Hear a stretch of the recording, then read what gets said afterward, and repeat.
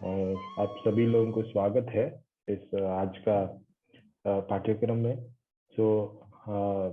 अभी हम invocation prayer से शुरुआत करते हैं इस सेशन को। नमो विष्णुपदाय कृष्ण प्रेष्ठाय भूतले श्रीमते भक्ति वेदांत स्वामी नामिने नमस्ते सरस्वती देवे गौरवाणी पिशारिणे निर्विशेष शून्यवादी पाश्चात्य देशतारिणे ओम अज्ञानतिमिरान्धस्य ज्ञानाञ्जनशलाकया चक्षुरुन्मिलितं येन तस्मै श्रीगुरवे नमः। जय श्री कृष्ण चैतन्य प्रभु नित्यानंद श्री अद्वैत गदाधर श्रीवासुदेव गौर भक्तवृंद। हरे कृष्ण कृष्ण कृष्ण हरे हरे, हरे राम राम राम हरे हरे। धन्यवाद। हरे कृष्ण। कल हमने एक किसान का कार्य के बारे में हम लोग सुने थे विष्णु नाम प्रभु से, और गाय का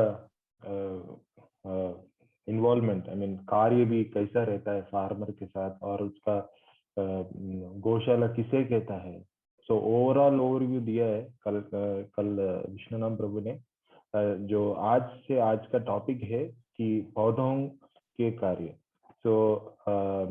अभी मैं I would like to give this floor to Vishnu Nam Prabhu. Prabhu, please take and lead the floor. Hare Krishna. धन्यवाद सो कल का सत्र हम पूर्ण नहीं कर पाए थे, कुछ उसमें चर्चा रह गई थी। तो पहले हम जो मुख्य अंश कल हमने देखे थे उसको दोबारा से देखते हैं। ये हमने देखा था कि जो शास्त्र में जो दृष्टिकोण दिया है इस प्रकृति के लिए, और प्रकृति का जो समझ और भगवान का जो समझ, वो इस श्लोक से हम लेते हैं, उपनिषद में से। ओम पूर्णमदः पूर्णमिदं पूर्णात् पूर्णमुदच्यते पूर्णस्य पूर्णमादाय पूर्णमेवावशिष्यते। सो भगवान पूर्ण है और वे पूरी तरह परिपूर्ण है, अतः उनके सारे उद्भव तथा यह व्यवहार जगत पूर्ण के रूप में परिपूर्ण है। पूर्ण से जो कुछ उत्पन्न होता है वह भी अपने में पूर्ण होता है। चूंकि वे संपूर्ण है, अतः उनसे यद्यपि न जाने कितनी पूर्ण एकाकियां उद्भूत होती है, तो भी वे पूर्ण रहते हैं। तो इसको समझना इतना आसान नहीं है जितना पढ़ के लग रहा है, लेकिन अगर इसको हम समझ जाएंगे तो ये नींव है हमारे पूरे समाज की। ये श्लोक, इससे हम समझ सकते हैं किस प्रकार भगवान ने व्यवस्था कर रखी है प्रत्येक जीव को एक सुंदर जीवन देने के लिए, ताकि वो शांति में जीवन जी सके।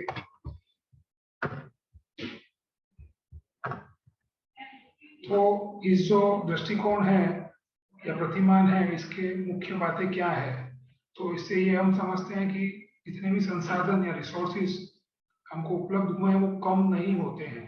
इस श्लोक जो हमने पढ़ा उसका अर्थ ये है, लेकिन सामान्य रूप से हमारी चेतना ये बोलती है कि जैसे जैसे वस्तु या संसाधनों का उपयोग करते हैं ऐसे ऐसे वो घटती जाती है। लेकिन ये जो भगवान ने सृष्टि बनाई है वो पूरी विपरीत है इससे। लेकिन क्योंकि हम जैसे कल हमने देखा कि हमारा व्यवस्थापन में कुछ गलतियां हैं, हमारे निर्णयों में कुछ गलतियां हैं जो निर्भर करती है हमारे दृष्टिकोण के ऊपर, इसीलिए ये क्षति दिखाई दे रही है। तो हम प्रयास कर रहे हैं दृष्टिकोण को बदलने का, ताकि हमारे निर्णय शक्ति बदले और हमारा निर्णय हमको जो हमारा ध्येय है, संदर्भ है, परिप्रेक्ष्य है, उसकी ओर हमको ले जाए। तो बढ़ती जनसंख्या पारिस्थितिकी तंत्र में संसाधनों को खत्म नहीं करती है, तो पूरा उल्टा है। हमने जो सुना है उससे विपरीत है ये विचार। संसाधन दृष्टि के सामने उपलब्ध है, मतलब जो भी हमें संसाधन चाहिए जीवन व्यापन के लिए या सृष्टि को चलायमान रखने के लिए, वो सभी कुछ उपलब्ध है। कुछ आविष्कार नहीं करना है हमको। खेत और किसान के बीच कोई अंतर नहीं है, क्योंकि हम खेत में रहने वाली प्रजाति हैं। तो इसे हम ये समझने का प्रयास करते हैं कि खेत मतलब कि भूमि, फील्ड, लैंडस्केप, और हमारे में मतलब जो हम खुद को ह्यूमन मनुष्य समझते हैं उसमें कोई अंतर नहीं है, क्योंकि हम भी ये पूरे प्रकृति के भाग रूप हैं। हम कोई प्रकृति से अलग नहीं है। इसके बाद लिखा है कि तकनीकी संशोधन के हम विरोधी नहीं है, उसको भी हम इस्तेमाल कर सकते हैं, उसको भी हम महत्व देते हैं कभी, लेकिन सबसे महत्वपूर्ण जो टेक्नोलॉजी है या तकनीक है जो भगवान ने दी विविधता है, वो सब बहुत अधिक शक्तिशाली है और उससे भी हमारा भविष्य निर्भर है। और फिर प्रकृति का दूसरा एक गुण है कि वो स्वयं चलायमान रहती है, अपना संचालन भले ही हम कितना भी हस्तक्षेप करें वो चलती रहती है, बंद नहीं होती है, तो हमको पता नहीं चलता क्या गड़बड़ कर रहे हैं हम लोग, तो चलती रहती है, पता नहीं चलता क्या गलती होगी। जैसे कल हमने हरित क्रांति का उदाहरण लिया था, तो उत्पादन आ रहा है लेकिन गुणवत्ता कम हो रही है, दुनिया भर की अन्य समस्याएं, बीमारियां, पानी पानी के स्तर कम हो गए, भूमि क्षरण होने लगा, तो ये कई तरह की समस्याएं बढ़ने लगी। फिर प्रकृति में कोई विभाग नहीं है, प्रत्येक प्रजाति एक ऐसी चीज है जो एक साथ और अपने आप में संपूर्ण है, साथ ही साथ एक बड़े पूर्ण का हिस्सा है, संपूर्ण इसके भागों के योग से अधिक है। तो ये तो हमने कल देखा था। फिर जो हमने एक संदर्भ बना रखा है, तो संदर्भ दोबारा पढ़ते हैं। तो हम इसमें लिखित वस्तु हम चाहते हैं, जैसा कल मैं बता रहा था, हम जो भी चर्चा करेंगे वो हमको इस संदर्भ की ओर लेके जाएगा। तो हम क्या चाहते हैं, हम स्थिर परिवार चाहते हैं जो शांतिपूर्ण जीवन, समृद्धि और शारीरिक सुरक्षा में रहे, अपने स्वयं के आध्यात्मिक या धार्मिक श्रद्धा को आगे बढ़ाने के लिए स्वतंत्र हों। हम पर्याप्त पौष्टिक भोजन और साफ पानी और शुद्ध हवा चाहते हैं। हम परिवार, दोस्तों और समुदाय के लिए समय और सांस्कृतिक और अन्य गतिविधियों के लिए अवकाश चाहते हैं। हम वास्तविक शिक्षा चाहते हैं जो संतुलित जीवन में वास्तविक धन और स्वास्थ्य सुनिश्चित करता है। तो ये वास्तविक शिक्षा वो शिक्षा की चर्चा हो रही है जो हमको निर्णय लेना सिखाए। जैसा कि कल हम सुन रहे थे, तो भगवत गीता में कृष्ण अर्जुन को यही प्रश्न पूछ रहे थे कि मैं युद्ध करूं या ना करूं, तो निर्णय लेने की शिक्षा ही भगवान कृष्ण ने अर्जुन को दिखाई है। तो ये जो सही शिक्षा है वो निर्णय शक्ति देती है व्यक्ति को कि अपना जीवन का कल्याण, जो जिस हेतु से मनुष्य जीवन मिला वो कल्याण करने के लिए हमको कैसे निर्णय लेने चाहिए। उसके बाद इसमें हमको कैसा व्यवहार होना चाहिए वो लिखा है। तो कर्तव्यनिष्ठ व्यक्ति होना चाहिए और समस्त जीवों के प्रति हमें आदर सम्मान होना चाहिए, और वो अपना निजी धर्म, जैसे कल फंक्शंस, निजी कार्य कर सके, उसकी स्वतंत्रता हमें उन्हें देनी चाहिए पूरा जीवन काल तक। ऐसा नहीं कि वो उपयोगी नहीं है तो उसको नष्ट कर देंगे, उनको लगता है उपयोगी तो नष्ट कर देंगे, ऐसा नहीं। ये हमारा संदर्भ है, इस संदर्भ की और ही हम सारा प्रेजेंटेशन लेके जा रहे हैं। तो जो भी हम प्रेजेंटेशन में बताएंगे आपको, वो इस संदर्भ की ओर आपको लेके जाएगा। उसके बाद और गुण बताए हैं, open, tolerant, non judgemental, honest, respectful, ensuring mutual respect and support for true humanity as we live with each other and our environment in harmony। और ये केवल वर्तमान परिस्थिति के लिए नहीं, हम चाहते हैं कि आने वाली कई पीढ़ियों के लिए, सभी जीवन के लिए नैतिक और मानवीय व्यवहार की नींव पर पृथ्वी की भूमि और उसका नदियों, झीलों और महासागरों में मिट्टी और जैविक रूप से विविध समुदायों को पुनर्जीवित करने के लिए सभी को सुनिश्चित किया जाना चाहिए। तो हमको केवल हमारे लिए नहीं करना है, आने वाली कई पीढ़ियों के लिए भी ये व्यवस्था हम करना चाहते हैं, और इसी सुचारू रूप से ये पृथ्वी चलती रहे, ये हमारी इच्छा है। तो ये जीवन की गुणवत्ता के लिए या क्वालिटी ऑफ लाइफ जिसको हम बोलते हैं, वो प्राप्त करने के लिए जो शास्त्र में संकेत किए गए हैं वो ये श्लोक है। इसमें यही बताया गया है कि समस्त जीव सुखी रहे, राजा ऐसे मार्ग पे चले ताकि उसके नीचे जो भी प्रजा है, प्रजा मतलब समस्त जीव, सारी योनियां सुखी रहे, समृद्ध रहे। गाय और ब्राह्मण, तो इसमें पशु और बुद्धिमान लोगों को लिखा है, तो गो ब्राह्मण्य को हमेशा सुखी रखा जाए और सारे संसार के सभी प्राणी सुखी रहें। तो ये हमारा ध्येय है। तो ये बेसिकली कल जो हमने चर्चा किया उसका सार है। अब कल जो हमारा शेष रह गया था थोड़ा चर्चा करना, उसको हम ले लेते हैं पहले। फंक्शन ऑफ फार्म, किसान की जो कार्य है उसके ऊपर चर्चा करते हैं, थोड़ा रह गया था ये कल। तो जैसे जो गाड़ी जैसे सामान्यतः अगर हम प्रश्न पूछे किसी को, तो क्या आप में से कोई बताना चाहेगा कि किसान का क्या कार्य होता है? अगर कोई बोलना चाहे तो हाथ खड़ा करके आप बोल सकते हैं, माइक अनम्यूट करके। हम क्या सोचे हैं, हमारे पास एक दृष्टिकोण है इसको लेके कि किसान का कार्य क्या है। हमें दृष्टिकोण है हमारे पास ऑलरेडी। वो क्या दृष्टिकोण है, क्या क्या करता है किसान?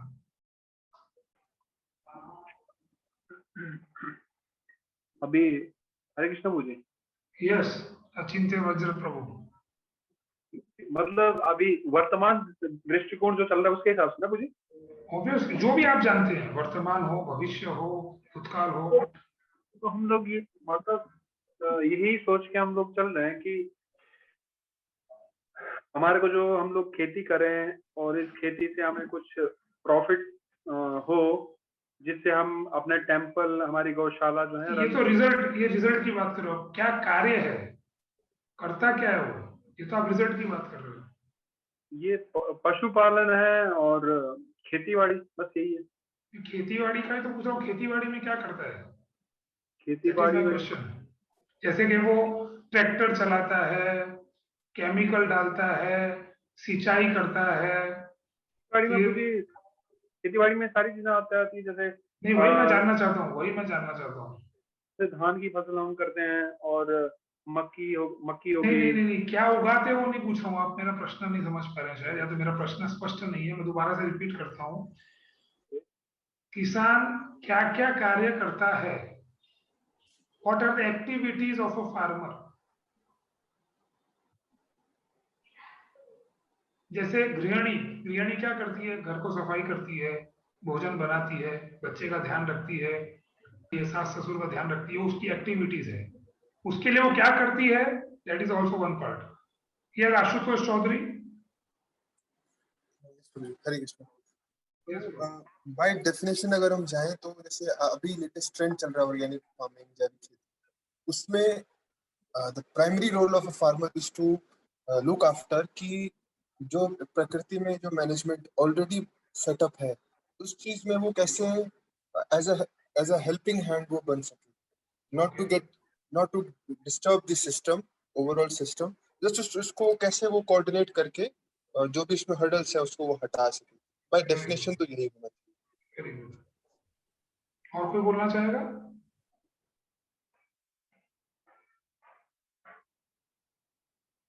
ओके, सो हम समझते हैं सब लोग कि जितने भी किसान होते हैं सामान्य रूप से सबसे पहले खेत को जुताई करते हैं, या तो ट्रैक्टर से करेंगे या बैल से करेंगे। दिस इज एक एक्टिविटी है उसकी। उसके बाद वो बीज डालते हैं, बीज डालेंगे या कुछ खाद डालेंगे ना, कुछ किसी ना किसी प्रकार की ऑर्गेनिक या इनऑर्गेनिक, मतलब रासायनिक या सेंद्रिय, कुछ ना कुछ तरह की खाद डालते हैं ताकि उत्पादन बढ़े। उसके बाद हम सिंचाई करते हैं जिसको इरिगेशन बोलते हैं। उसके बाद हम अगर कुछ कीट आते हैं तो कीटनाशक दवाइयां डालते हैं। फिर अगर कुछ खरपतवार उग जाता है जिसको वीड्स बोलते हैं तो हम खरपतवार नाशक डालते हैं। उसके बाद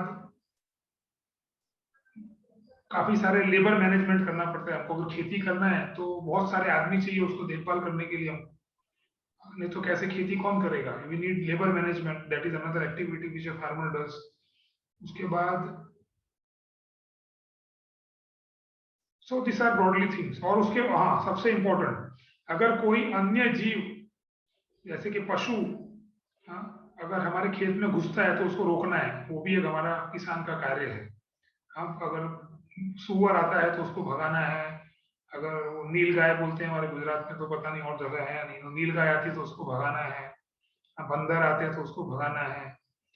तो कोई भी अन्य पशु जिसको, जो हम समझते हैं कि वो हमारा जो खेत है उसको उजाड़ देगा, उसको भगाना, ये भी एक किसान का कार्य है। तो ये बॉडली ग्रोइंग स्टेज, मतलब फसल प्राप्त करने के लिए इतना कार्य वो करता है।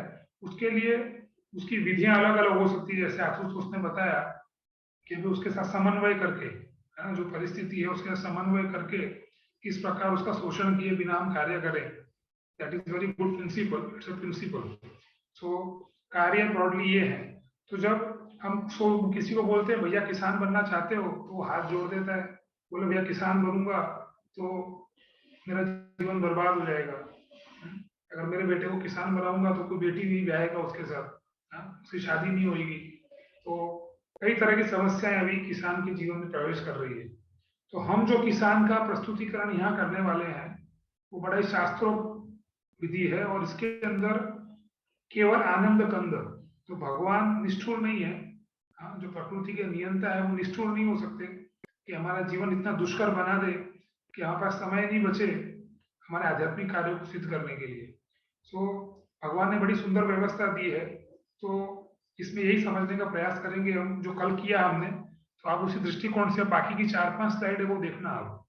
नहीं तो सामान्य रूप से लोगों का ये प्रश्न खड़ा हो जाता है कि मुझे करना क्या है, इसमें कुछ प्रैक्टिकल तो बताया ही नहीं है, what we have to do. So जीव के कार्यों को और प्राकृतिक संसाधनों को प्रबंधित कर या लयबद्ध करना, ताकि संसाधन को क्षीण किए बिना भरपूर प्राप्ति हो। जैसा कि अभी आशुतोष ने बताया, सेम चीज यहाँ लिखा है कि हमको इस प्रकार से व्यवस्था करनी है, इस प्रकार से हमारा प्रबंधन को रखना है ताकि संसाधन कम ना हो, संसाधन जो रिसोर्स हमको प्राप्त हो कम ना हो। सो हम उसको क्या क्या क्या करना पड़ेगा हमको उसके लिए, इंक्रीजिंग बायोडाइवर्सिटी। बायोडाइवर्सिटी मतलब विविधता, हमको विविधता लानी होगी हमारे खेत में। अभी हम देखते हैं कि एक ही प्रकार की खेती करते हैं लोग, या तो पूरे खेत में चावल लगा देंगे, अभी सब चावल लगाने वाले, बारिश आएगा पूरा पूरा दुनिया चावल लगाएगा अभी भारत के अंदर।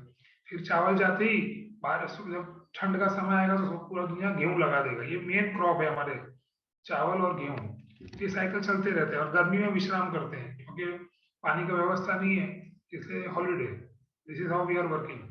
बट इंक्रीजिंग बायोडाइवर्सिटी ये किसान का पहला कार्य है, हम बोल रहे हैं। ये आपको देखना है कि आपके खेत में विविधता आए, you should have different kind of crops, क्योंकि केवल एक वस्तु से जीवन निर्वाह नहीं होता है, हमारा भी नहीं होता है। और जो विविधता की हम बात कर रहे हैं, मतलब विविध प्रकार के जीव जो हमारी भूमि में आएंगे, भूमि के नीचे मतलब रेंगने वाले कीड़े, माइक्रोब जिसको बोलते हैं, और भूमि के ऊपर मतलब जो कीट है या अन्य पशु है, पक्षी है, वो सबके लिए भोजन का व्यवस्था करना है। तो बायोडाइवर्सिटी चाहिए, तो हर एक की डाइवर्सिटी चाहिए, तो इसलिए पौधे में भी डाइवर्सिटी चाहिए हमको। तो यहाँ हम किसान के कार्य को दे रहे हैं, सबसे पहले पौधे का डाइवर्सिटी लाना है उसको, फिर बाकी सब डाइवर्सिटी डेवलप होएगा। जब पौधे का विविधता आएगा तो अपने आप अन्य विविधता पैदा होते जाएगी भूमि में। उससे आगे हमको क्या प्राप्त होगा, अच्छा पानी प्राप्त होगा जो हमको चाहिए। हमारे संदर्भ में हमने लिखा है कि अच्छा पानी चाहिए, अच्छा भोजन चाहिए, सॉइल, भूमि का स्वास्थ्य सुधारना है। तो अगर विविध प्रकार के पौधे उगेंगे तो स्वास्थ्य भी सुधरेगा। वो आज के प्रेजेंटेशन में हम देखने वाले हैं। और जैसा कि अचिंत्य वज्र प्रभु बता रहे थे, प्रॉफिट, फिर हमको प्रॉफिट प्राप्त होगा। This is what we want, this profit. ये सब चीज को क्षति पहुंचा के, पानी कम करके, पानी की गुणवत्ता कम करके, भोजन की गुणवत्ता कम करके, भूमि की गुणवत्ता कम करके, इसको करके प्रॉफिट नहीं बोलते हैं। तो अभी जो किसान जो प्रॉफिट ढूंढ रहा है वो ये सब चीज को नजरअंदाज करके वो प्रॉफिट प्राप्त करने का प्रयास कर रहा है। इसलिए हमको वेलनेस, अच्छा स्वास्थ्य प्राप्त नहीं हो रहा है। तो real profit and real wealth and real health, this is what we want. So ये किसान का कार्य में आता है। सो प्राकृतिक खेती के लक्षण, तो हम जो खेती की चर्चा कर रहे हैं, हम जो किसान की चर्चा कर रहे हैं, वो किसान प्रकृति के साथ खेती करता है। तो क्या लिखा है, धरती माता कभी भी, लाइफ स्टॉक मतलब इसका परिभाषा अगले पन्ने पे है, लेकिन अभी समझते हैं लाइफ स्टॉक मतलब जो भी भूमि के नीचे जीव रहते हैं, भूमि के अंदर और भूमि के ऊपर, वो सबको हम लाइफ स्टॉक बोलते हैं, जो जीवंत है, जिंदा है, जीवंत। धरती माता कभी भी जीवंत जीव मतलब अन्य जीवों के बिना खेती करने का प्रयास नहीं करती।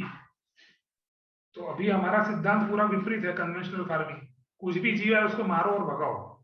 आप समझ रहे हो? तो प्राकृतिक खेती इससे विपरीत है। तो ये समझना थोड़ा मुश्किल है, लेकिन असंभव नहीं है। फिर मिश्रित फसलें जैव विविधता को बढ़ाता है।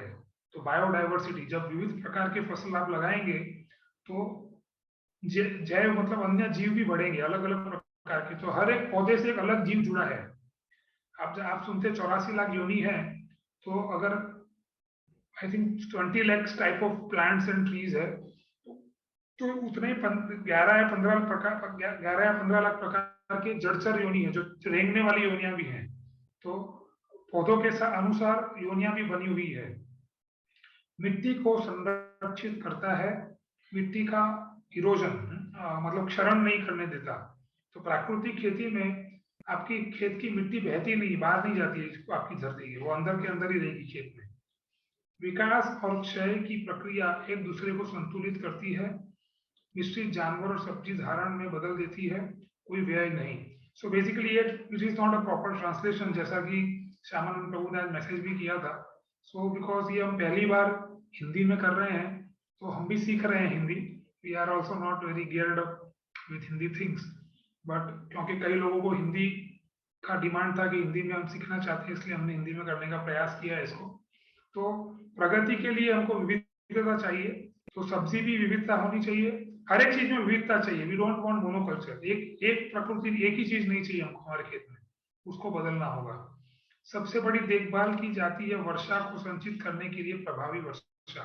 तो सबसे इंपॉर्टेंट, सबसे महत्वपूर्ण कार्य है कि अब जो बारिश आने वाली है, तो बारिश को हम इफेक्टिव रेनफॉल में कन्वर्ट कर दें। इफेक्टिव रेनफॉल मतलब कि जितना पानी भूमि में गिरेगा उसको हम हमारे भूमि के बाहर नहीं जाने देंगे, पूरा का पूरा पानी नीचे उतरना चाहिए।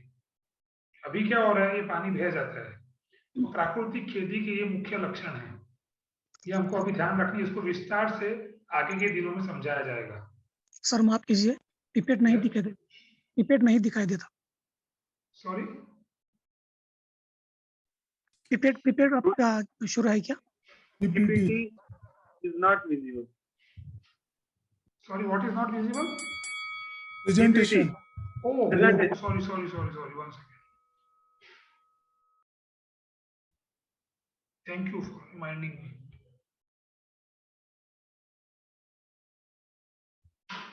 Okay, अभी आ गया ना? Yes sir. Okay, thank you. तो ये मैंने पढ़ा अभी, प्राकृतिक खेती के लक्षण। तो ये अंग्रेजी में है। तो बायोडाइवर्सिटी मतलब विविधता, सॉइल इरोजन को रोकता है, कभी भी जीव के बिना ना, पूरी धरती के अंदर और ऊपर जीव होने चाहिए, उसके बिना खेती करना पसंद नहीं करते हैं। फिर बारिश को इफेक्टिव बनाते हैं, मतलब जो भी बारिश भगवान भेजते हैं प्रकृति के माध्यम से हमारे खेत पे, उसको पकड़ना है, उसको वेयर नहीं हो, खेत के बाहर गई मतलब नुकसान हो रहा है हमारा, फिर हमको इरिगेशन सिस्टम लगाना पड़ेगा। तो जो पानी बाहर जा रहा है उसको वापस लाते हैं पाइप लगा के। तो बेटर है कि जो आ रहा है उसको उसी प्रकार से संचय किया जाए। वो संचय कैसे करना है वो हम आगे सीखेंगे। और process of growth and decay balance one another. तो हर एक जीव दूसरे जीव की खुराक है, जीवो जीवस्य जीवनम, तो उससे बैलेंस बना रहता है। अभी हम सोचते हैं ये कीट आया तो ये नष्ट कर देगा हमारे पौधे को, लेकिन ये ऑटोमेटिक बैलेंस बना रहता है। तो एक पौधा दूसरे पौधे, सॉरी एक जीव दूसरे जीव का खुराक है, इस प्रकार से ये साइकिल चलते रहता है। और हमस शब्द आता है ह्यूमन से, मतलब मनुष्य से आता है। ये humus is a stable form of carbon, जिसके कारण जो भी पदार्थ, प्राकृतिक पदार्थ खेत में गिरते हैं वो खाद में परिणित हो जाते हैं। तो ये डीके का प्रोसेस अपने आप चलते रहता है, इसके लिए कोई कंपोस्टिंग यूनिट डालने की जरूरत नहीं है। अभी लोग क्या है, खाद बनाने के प्लांट डालते हैं, उसकी जरूरत नहीं है। अगर वो करना पड़े इसका मतलब कि प्रकृति पूर्ण नहीं है। तो जो हमारा मुख्य दृष्टिकोण हमने लिया ओम पूर्णमदः पूर्णमिदं, वो गलत साबित हो जाएगा। लेकिन वो सही है, ये हमको समझना है किस प्रकार प्राकृतिक रूप से हर एक वस्तु खाद्य में कन्वर्ट हो जाती है, वो हम सीखेंगे आगे। सो बायोडाइवर्सिटी जो हमने बताया कि जीव, जो भी जीवंत वस्तु है खेत में उसको बायोडाइवर्सिटी बोलते हैं। लाइफ स्टॉक ऊपर जमीन पे चलने वाले, इसमें जो भी ग्रेजिंग एनिमल्स है, गाय भैंस भेड़ बकरियां इत्यादि। फिर वेल्थ का भी डेफिनेशन दिया है, हमारे पास उपलब्ध प्राकृतिक संसाधन जो घर हमें आश्रय देते हैं और एक दूसरे के साथ हमारे संबंधों की निकटता, तो इसको हम वेल्थ बोल रहे हैं इस प्रेजेंटेशन में। तो wealth is redefined. Generally wealth मतलब धन, लोग समझते हैं धन, बैंक बैलेंस, उसको वेल्थ बोलते हैं, लेकिन हमने वेल्थ का डेफिनेशन अलग किया है इधर, क्योंकि वो धन से अभी एक दृष्टिकोण बनाया गया है कि उसके बिना कुछ नहीं होता है, लेकिन हमारा दृष्टिकोण पूरे प्रेजेंटेशन में अलग चल रहा है। हम शास्त्र के दृष्टिकोण से चल रहे हैं। ये दृष्टिकोण ये बताता है कि जो प्राकृतिक संसाधन है या नेचुरल रिसोर्सेज है वो हमारे वेल्थ है। फिर हमारा जो प्राकृतिक घर है, आश्रय स्थान, वो हमारी वेल्थ है। और सबसे महत्वपूर्ण हमारा आपस में संबंध, वो हमारा वेल्थ है। Association as they call, association with other living beings, ये हमारा वेल्थ है। तो इस प्रकार से इसमें हमने, और एग्रीकल्चर अभी लोग हम सोचते हैं खेती, लेकिन it is much more than that. तो हम किस चीज की खेती कर रहे हैं? फर्टिलिटी, उपजाऊता की खेती करना चाहते हैं हम केले की खेती नहीं कर रहे हैं, हम चावल की खेती नहीं कर रहे हैं, हम गेहूं की खेती नहीं कर रहे हैं। हमारा उद्देश्य क्या है? जमीन को उपजाऊ बनाना है, ये किसान का कार्य है। This is agriculture. ताकि जब वो उपजाऊ रहेगी तो हमको फूड मिलने ही वाला है, फिर तो जो हमको चाहिए वो मिलेगा। बट हमारा ध्यान अभी अगेन उपयोगिता पे है। जैसे कल हमने पढ़ा था, धर्म, कार्य, निजी कार्य और उपयोगिता। तो ये फूड प्राप्त करना उपयोगिता है, लेकिन धर्म क्या है? उसको उपजाऊ बनाए रखना। तो फार्मिंग, फर्टिलिटी, ये नया वर्ड है। हमको किस चीज की खेती करनी है? उपजाऊता देनी है, धरती माता को उपजाऊ बनाना है, वो हमको करना है। So this are broad words. जब हम एग्रीकल्चर बोलते हैं तो आपको ये समझना चाहिए, जब हम बायोडाइवर्सिटी बोलते हैं तो आपको ये चीज दिमाग में आनी चाहिए, इसलिए हमने ये शब्दकोश दिया है आपको। तो ये मिट्टी के ऊपर की पशु वाटिका, ये सब पशु, और हमारे पैरों के नीचे भी पशु वाटिका है। बहुत सारे जीव रहते हैं जिसको माइक्रोब्स बोलते हैं। माइक्रोब्स, वायरसेस, प्रोटोजोआ, बहुत अलग अलग तरीके के नाम है, लेकिन उतना विस्तार से हम देखेंगे नहीं आज। तो यार, ये कल का हमारा जो चर्चा था वो समाप्त हुआ। तो so what is farmer and what is farming is covered now. तो आज हम देखेंगे पौधे का क्या कार्य है। तो मैं एक बार पॉज करूंगा, दूसरा स्लाइड शेयर करूंगा आपको।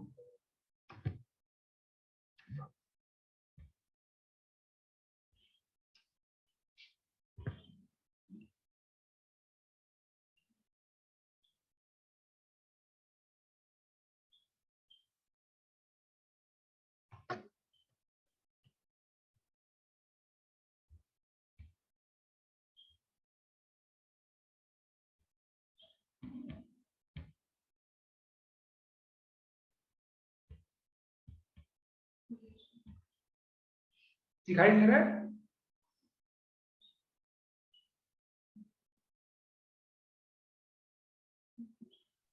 हरे कृष्णा। हरे कृष्णा प्रभु जी, पुराना फाइल ही दिखाई दे रहा है। अच्छा, ये वनस्पति का कार्य नहीं आया अभी? नहीं प्रभु जी। Okay, Hare Krishna.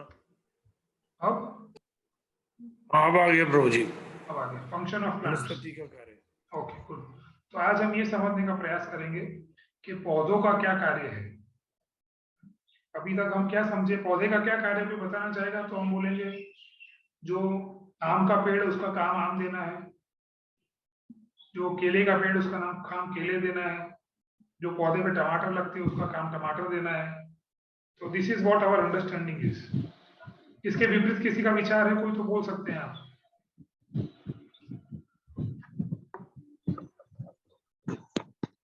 Broadly, this is what we all know. हम आगे चलते हैं। तो ये हमने कर लिया ऑलरेडी।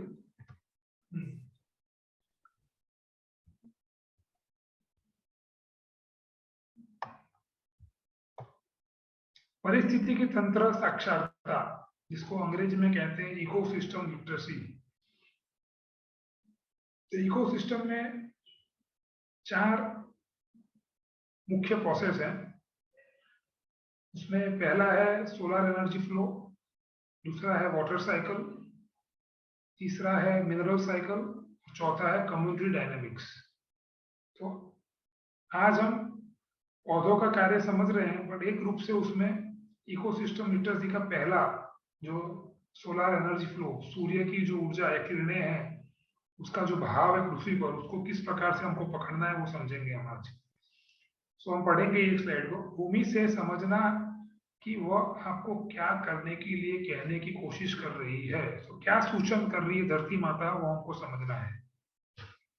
एक जीव के रूप में कैसे व्यवहार करें, एक जीव के रूप में हमें व्यवहार करना सीखना है। भूमि चिकित्सक बनना है तो भूमि की परिस्थिति को सुधारना है। अभी भूमि की परिस्थिति बहुत खराब है, भूमि का क्षरण हो रहा है, वो बंजर बनती जा रही है।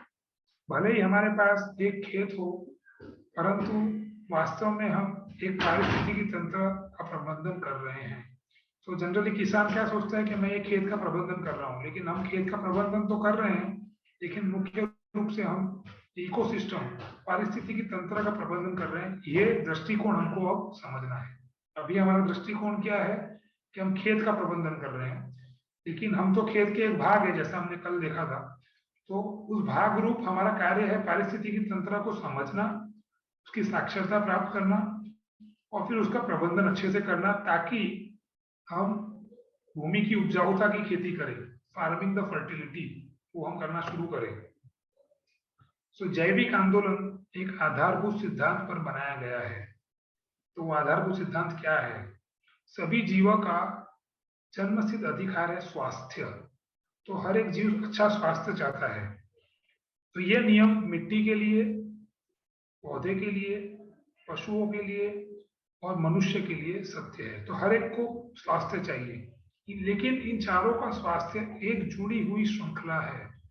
तो हम चारों का स्वास्थ्य है ना इंडिपेंडेंट नहीं है, हम लोग सब जुड़े हुए हैं। किसी भी का स्वास्थ्य बिगड़ेगा तो दूसरे के स्वास्थ्य पे असर गिरेगी। श्रृंखला में किसी भी कड़ी के स्वास्थ्य में कोई भी कमजोरी या दोष अगली और बाद की कड़ी तक पहुंचती है, जब तक कि वह अंतिम तक नहीं पहुंच जाता, अर्थात मनुष्य तक। तो आप श्रृंखला को इस प्रकार से देखिए, सबसे नीचे भूमि है, भूमि के ऊपर पौधे हैं, पौधे से ऊपर पशु निर्वाह करते हैं और पशु के बाद ऊपर मनुष्य है। तो सबसे आखिर में जो स्वास्थ्य लाभ होगा वो मनुष्य को होगा। तो बेस फाउंडेशन है भूमि, सब कुछ भूमि से चलता है।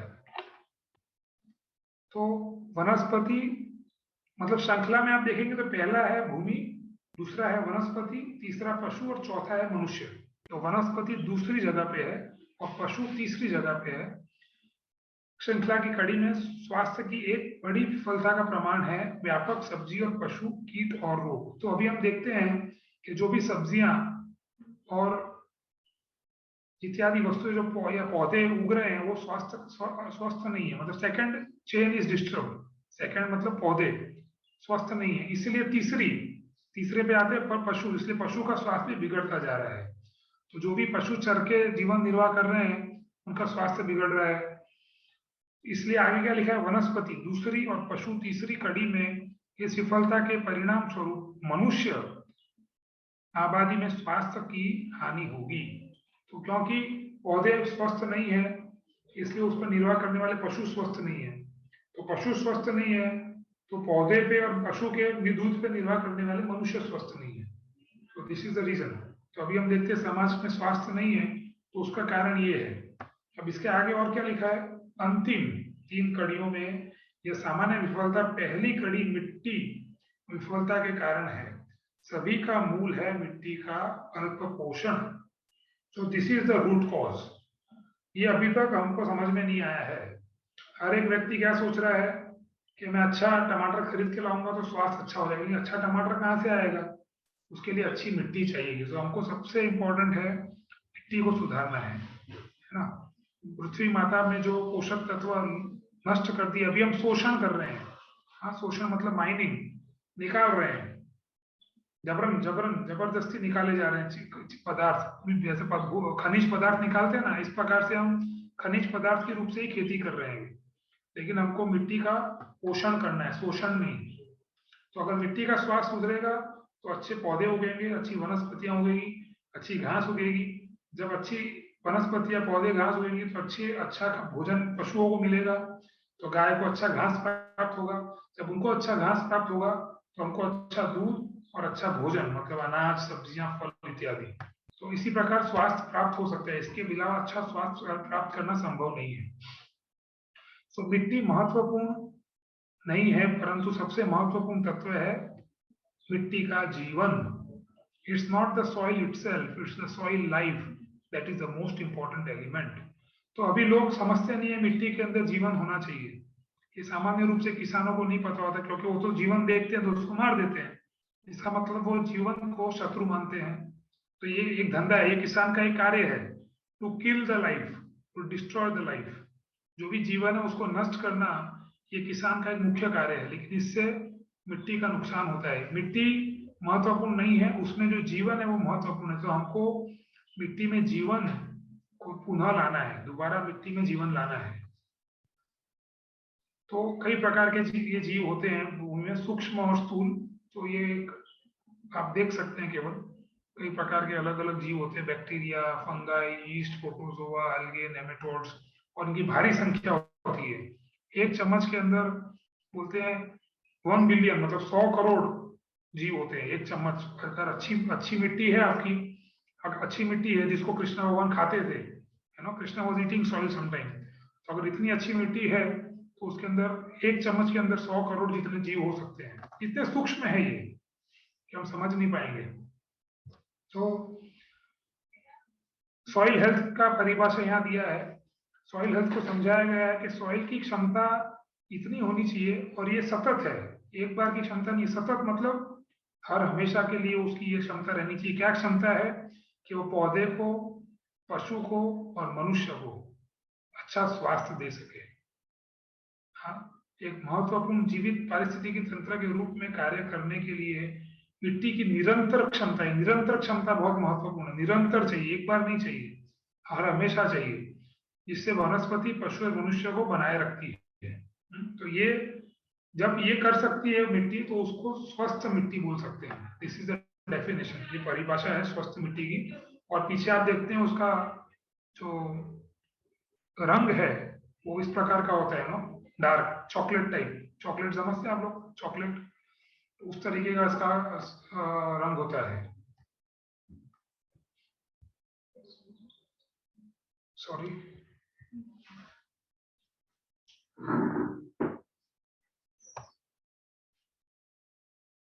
तो अभी आप देखते हैं कि धरती माता की ये परिस्थिति है। तो क्या हम ऐसी मिट्टी से निरंतर कार्यात्मक क्षमता की उम्मीद कर सकते हैं, जो बंजर है, भूखी प्यासी, तेज बुखार के साथ, क्योंकि सीधे सूर्य के प्रकाश के संपर्क में आने के कारण मिट्टी गर्म हो जाती है। तो आप जो चित्र देख रहे हैं उसमें धरती माता नग्न है, उसके पास कोई वस्त्र नहीं है, तो सीधा सूर्य उसके ऊपर गिरता है, सीधा बरसात का पानी उसके ऊपर गिरता है, तो इससे वो बंजर बनती है। ऐसा अभी वैज्ञानिक लोग बोलने लगे हैं। इसको हम समझेंगे आगे विस्तार से, लेकिन अभी खाली आप इतना ध्यान रखिए कि ये जब धरती बंजर हो रही है तो धरती खुली है, नग्न अवस्था में है, इसलिए है। तो सीधा सूर्य गिर रहा है, वो उसकी शक्ति को शिथिल करता है। तो बहती हुई भूमि एक ऐसी भूमि जो बारिश होने पर मिट्टी को नष्ट होने देती है। तो आप देख रहे हैं जैसे नीचे वाले चित्र में बारिश गिर रही है, एक तरफ आप दिखते हैं कि वो मिट्टी उसमें मिक्स होकर बह रही है, उसके अंदर मिल गई है और बह रही है, और दूसरी तरफ आप देखते हैं कि साफ पानी बह रहा है। सो साफ पानी बहे वो अच्छी परिस्थिति है, और मिट्टी अगर मिश्रित हो रही है मतलब मिट्टी में जीवन नहीं है। हाँ, मिट्टी मृत है, मृत, there is no soil life. तो हमको ऐसी मिट्टी नहीं चाहिए जिस ऐसी जो बह जाए पानी के साथ। तो क्या हम मिट्टी को नष्ट करने की तुलना में अधिक भोजन का उत्पादन करने में सक्षम हैं? तो अभी ऐसा बताया जाता है कि जितना एक मनुष्य भोजन ग्रहण करता है पूरे साल में, आधा टन बोलते हैं 500 किलो, तो उससे 10 गुनी या 20 गुनी मिट्टी का क्षरण हो रहा है, सॉइल इरोजन। इतनी मिट्टी हमारी बह जाती है हवा के माध्यम से या पानी के माध्यम से, बरसात के माध्यम से, क्योंकि हम हमारी भूमि का स्वास्थ्य को सुधारने का प्रयास नहीं कर रहे हैं, या तो स्वास्थ्य सुधारने का प्रयास कर रहे हैं लेकिन तरीका सही नहीं है। सो ये हमको समझना है कि अभी भूमि की परिस्थिति बहुत ज्यादा खराब है, तो इससे अच्छा भोजन प्राप्त नहीं हो सकता है। ऐसी भूमि जो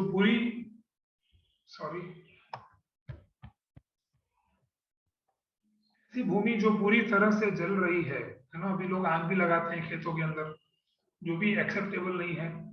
भूमि बंजर, भूखी प्यासी है और उसको तेज बुखार है। तो ये रेगिस्तान दिख रहा है आपको, ऐसा खुला भूमि है। तो अगर खुला भूमि रहेगा तो उसके ऊपर डायरेक्ट सूर्य की किरण गिरती है, उसमें वो रोती है, धरती माता रो रही है अभी। इस धरती में 3 रत्न हैं, पानी, भोजन और ज्ञान। लेकिन मूर्ख लोग हैं, वो पत्थर के कुछ टुकड़ों को रत्न कहते हैं, ऐसा इस श्लोक में बताया गया है। तो पानी, भोजन और ज्ञान महत्वपूर्ण है। तो ये 3 रत्न इस धरती से हमको प्राप्त करने हैं। तो ये जो कल हमने चर्चा किया उसको एक बार रिवाइज कर रहे हैं, क्योंकि बहुत इंपॉर्टेंट है। क्योंकि बहुत गहरे दृष्टिकोण हमारे मन में बैठे गए हैं। जो लेफ्ट में लिखा है मनुष्य, वो अभी लोग सोचते हैं, वो विचारधारा है, और वास्तविक में हमको शास्त्र के अनुसार क्या सोचना चाहिए और क्या सही है वो लिखा हुआ है। तो एक एक करके हम पढ़ेंगे। तो हमारी मानसिकता के बारे में लिखा है पहले। तो रिडक्शनिस्ट है, मतलब हम हर चीज को कम करने में, कुछ भी है तो इसको खत्म कर दो, मार दो, नष्ट कर दो, इस प्रकार की हमारी विचारधारा हो गई है। तो जरूरतों, इच्छाओं, निर्णय को पूरा करने और सिर्फ एक प्रजाति की समस्या को हल करने के लिए किए जाने वाले निर्णय, तो केवल मनुष्य केंद्रित निर्णय हम लेते हैं, उसको इसमें गिनते हैं।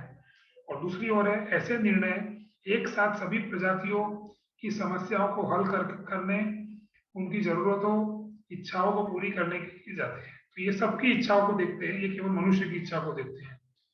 खाद्य, पौधे मिट्टी को खत्म कर देते हैं और इसलिए हर फसल के बाद मिट्टी को निषेधित करना पड़ता है, खाद देनी पड़ती है, मतलब उसको पोषक तत्व पुनः स्थापित करने के लिए खाद डालनी पड़ती है। ऐसी विचारधारा है कि पौधे मिट्टी से सभी तत्व निकाल लेते हैं, ऐसा हमारा सोच है अभी। लेकिन सही विचारधारा क्या है? पौधे जब बढ़ते हैं तो प्रकाश संश्लेषण के द्वारा मिट्टी में प्रजनन क्षमता को जोड़ते हैं। देखो, पूरा उल्टा है। जैसे जब पौधे बढ़ेंगे तो प्रकाश संश्लेषण के माध्यम से मिट्टी में जीव की संख्या बढ़ती जाएगी और उसकी क्षमता बढ़ती जाएगी। फसल के बाद जैविक द्रव्य अवशेषों की वापसी खनिज चक्र पूरा करती है। तो जब आप फसल को कटाई करते हैं, जैसे अभी हमने आखिरी फसल लिया गेहूं का, जब गेहूं का कटाई करते हैं तो जो घास बचती है वो वापस धरती माता को देनी चाहिए, वो उसी की संपत्ति है, और वो उसको रिसाइकल, रिप्रोसेस करके वो चक्र पूरा होगा। तो जो धरती से शक्ति प्राप्त लेके लिया, वो धरती माता को वापस दे दिया। इसको मिनरल साइकिल बोलते हैं, जो आगे के I think next Saturday Sunday में कवर होगा वो। फिर कीड़े के लिए हमारी सोच क्या है कि फसल को नुकसान पहुंचाकर उपज कम करते हैं, ये हमको सिखाया गया है, इसलिए हम कीटनाशक दवाइयां डालते रहते हैं। लेकिन वास्तव में क्या है? बीमार पौधे, जो पौधा स्वस्थ नहीं है, उसको साफ करने के लिए कीड़े के रूप में कार्य करते हैं। तो कीड़ा क्यों आता है? जब वहां वनस्पति जो उग रही है, अगर वो स्वस्थ नहीं है, वो मनुष्य के खाने योग्य नहीं है, अगर मनुष्य उसको खाएगा तो उसका स्वास्थ्य बिगड़ जाएगा। अगर ऐसा कुछ उग रहा है अगर, तो उसको नष्ट करने के लिए भी कीड़े आते हैं। लेकिन हम क्या सोचते हैं? उस कीड़े को ही नष्ट कर देते हैं हम, तो हमको पता नहीं चलता है ये हमारे खाने योग्य है या नहीं है। लेकिन प्रकृति क्योंकि पूर्ण है, उसमें व्यवस्था दी गई है। फिर ये लिखा है वीड्स, वीड मतलब खरपतवार। सो वांछित फसल के साथ प्रतिस्पर्धा करके उपज कम करते हैं, मिट्टी की उपजाऊपन कम करते हैं। तो वापस वही विचार है, जो भी हम उगाते हैं, मनुष्य क्या सोचता है? जो बीज मैंने डाला वो तो खेती है, जो अपने आप उगता है वो खरपतवार है। ये परिभाषा हमारे पास है अभी। और वो खरपतवार जो उगता है वो हमारे मुख्य, जो हमने क्रॉप लगाया है, फसल लगाई है, उसके साथ स्पर्धा कर रहा है और उसकी उपजाऊ कम करेगा, उसकी जो प्रोडक्शन है, यील्ड है, वो कम कर देगा। लेकिन ये रियलिटी नहीं है। रियलिटी क्या है? प्रकाश संश्लेषण को संयंत्र के रूप में कार्य करता है और मिट्टी में उपजाऊपन डालता है। विकास समाप्त होने के बाद ऊपर से जैविक सामग्री जोड़ता है। तो जो अन्य पौधे अपने आप उगते हैं, उसको भगवान गीता में बोलते हैं अहम बीज प्रदपिता। सो मैं बीज प्रदाता पिता हूँ, और पृथ्वी माता या प्रकृति के गर्भ में मैं बीज छोड़ता हूँ, और उसी से सभी जीवों की उत्पत्ति होती है। तो जो भी चीज उग रहा है वो भगवान की संतान है। लेकिन हमको ऐसा दृष्टिकोण दिया गया है कि जो हम उगाते हैं वो फसल है, और जो कृष्ण उगा रहे हैं वो खरपतवार है। So you can understand how demoniac, कितना आसुरिक विचार है ये। कितना आसुरिक विचार दिया गया है समाज को कि जो प्रकृति उगा रही है भगवान की अध्यक्षता में जो हो रहा है वो तो यूजलेस है, खरपतवार है, और जो हम उगाते हैं वो अच्छी चीज है, वो फसल है, वही क्रॉप है। इसलिए हम क्या करते हैं? जो भी अपने आप उगता है उसको नष्ट कर देते हैं। हम समझते नहीं वो क्यों आया है। एंड रिजल्ट क्या आता है? जितना आप इससे बढ़ाते हैं, यह मरुस्थलीकरण में वृद्धि होती जाती है। तो ये सब करने से हम देख रहे हैं हमारी धरती बंजर बनती जा रही है। लेकिन सिंथ्रोपिक के अंदर जितना अधिक आप बढ़ाएंगे उसको, उतना ही भूमि उपजाऊ बनती जाएगी। तो जैसा कि हमारा जो दृष्टिकोण हमने लिया वैदिक दृष्टिकोण, ओम पूर्णमद पूर्णमिदम, तो कोई भी चीज कम नहीं होगी, वो बढ़ती जाएगी। इस प्रकार से हमको व्यवस्था करना सीखना होगा। तो इतनी खराब प्रबंधन की गई है कि भूमि अंततः हमें कहाँ ले जाती है, इस हाथी की ओर। इतना हमारा मैनेजमेंट सिस्टम बेकार है कि ये बीमारियां हमारे घर में प्रवेश कर रही है। हम नहीं चाहते हैं, हमारी व्यवस्था इस हाथी को घर से बाहर निकालने की है, लेकिन हम असफल हो रहे हैं। We are failed in this. इसलिए जीवन की जो गुणवत्ता प्राप्त करने के लिए हम प्रयास कर रहे हैं, उसके लिए हमें एक समग्र रूप से प्रबंधित भूमि चाहिए। तो टोटल मैनेजमेंट, होलिस्टिक मैनेजमेंट सीखना होगा हमको, हाँ, जिसके अंदर हम हर एक जीव को उसका स्थान दें, जिस प्रकार से प्रकृति चाहती है इस प्रकार से हम करें। नहीं तो हम जो अच्छा जीवन, गुणवत्ता ना, क्वालिटी लाइफ चाहते हैं। अभी क्वालिटी लाइफ क्या सोचते हैं आदमी, घर बना लेंगे, कुछ पैसा का, बट उससे क्वालिटी लाइफ नहीं मिलती है। अभी पूरा दुनिया दुखी है, क्योंकि खाने को अच्छा नहीं मिलता है। तो कितना भी धन हो, लेकिन अगर भोजन अच्छा नहीं है तो क्या लाभ है। इसलिए वो जो श्लोक था, 3 मुख्य बातें, उसमें भोजन, पानी और ज्ञान, 3 चीज लिखा था।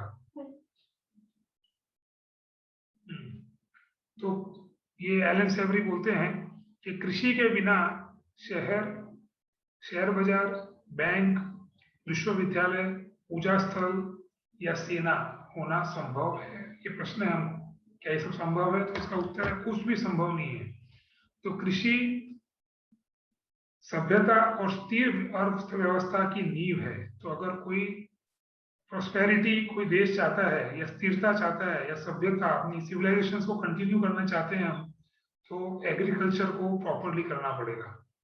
अगर कृषि ठीक से नहीं होगा तो सब कुछ नष्ट हो जाएगा। तो हमारी मिट्टी हमारा भविष्य है। गुणवत्तापूर्ण मिट्टी से ही हम गुणवत्तापूर्ण जीवन प्राप्त कर सकते हैं। तो अभी परिस्थिति क्या है? सबसे पहले हमें स्थिरता को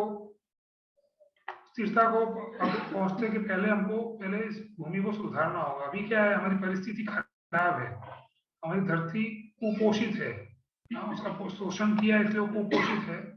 तो पहले उसको सुधारना है, इसलिए रीजनरेटिव लिखा है। अभी हम कहाँ हैं, वेयर वी आर, अभी हम हैं डीजनरेटिव। डीजनरेटिव मतलब खराब स्तर पे हैं। अभी हमको रीजनरेटिव मतलब स्तर को सुधारना है। Where what we need to be, कहाँ हम पहुंचना चाहते हैं, और जहां हम पहुंचना चाहते हैं उसके बाद हमको सस्टेनेबिलिटी रखनी है। व्हेन वी गेट देयर, अभी जो परिस्थिति है उसको सस्टेनेबल करेंगे तो दुखी हैं अभी, तो दुखी ही रहेंगे। सो हमको पहले उसको पुनर्जीवी, दोबारा से उसमें जीवन डालना है मिट्टी में, और फिर उसको सस्टेन करना है। तो धूल और मिट्टी में क्या अंतर है ये देख रहे हैं हम। तो हेल्दी सॉइल ऐसा डार्क, थोड़ा गहरे कलर का होता है, ब्राउन कलर का। और ये डस्ट मतलब ये तो आपने देखा हुआ है, खेतों में इसी प्रकार की मिट्टी देखने मिलती है अभी। तो मिट्टी के बिना जीवन नहीं है, और अगर मिट्टी के अंदर जीवन नहीं है तो जीवन के बिना मिट्टी नहीं है। सो अच्छी मिट्टी मतलब उसमें जीवन होने चाहिए। तो ये सॉइल स्ट्रक्चर दिखाया गया जिसमें सॉइल ऑर्गेनिक मैटर ज्यादा है। तो ऐसे एग्रीगेट आपको देखने मिलेगा, जुड़ी बंधी हुई मिट्टी होती है, खुली नहीं रहेगी, वो हवा आने से उड़ेगी नहीं, वो बंधी हुई है, जकड़ी हुई है, पानी आने से बह नहीं जाएगी, वो जकड़ी हुई रहती है।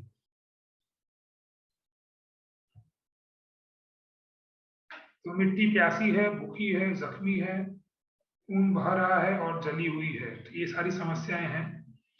तो हमको क्या क्या करना है, धूल को मिट्टी में कैसे बनाना है वो सीखेंगे हम आज।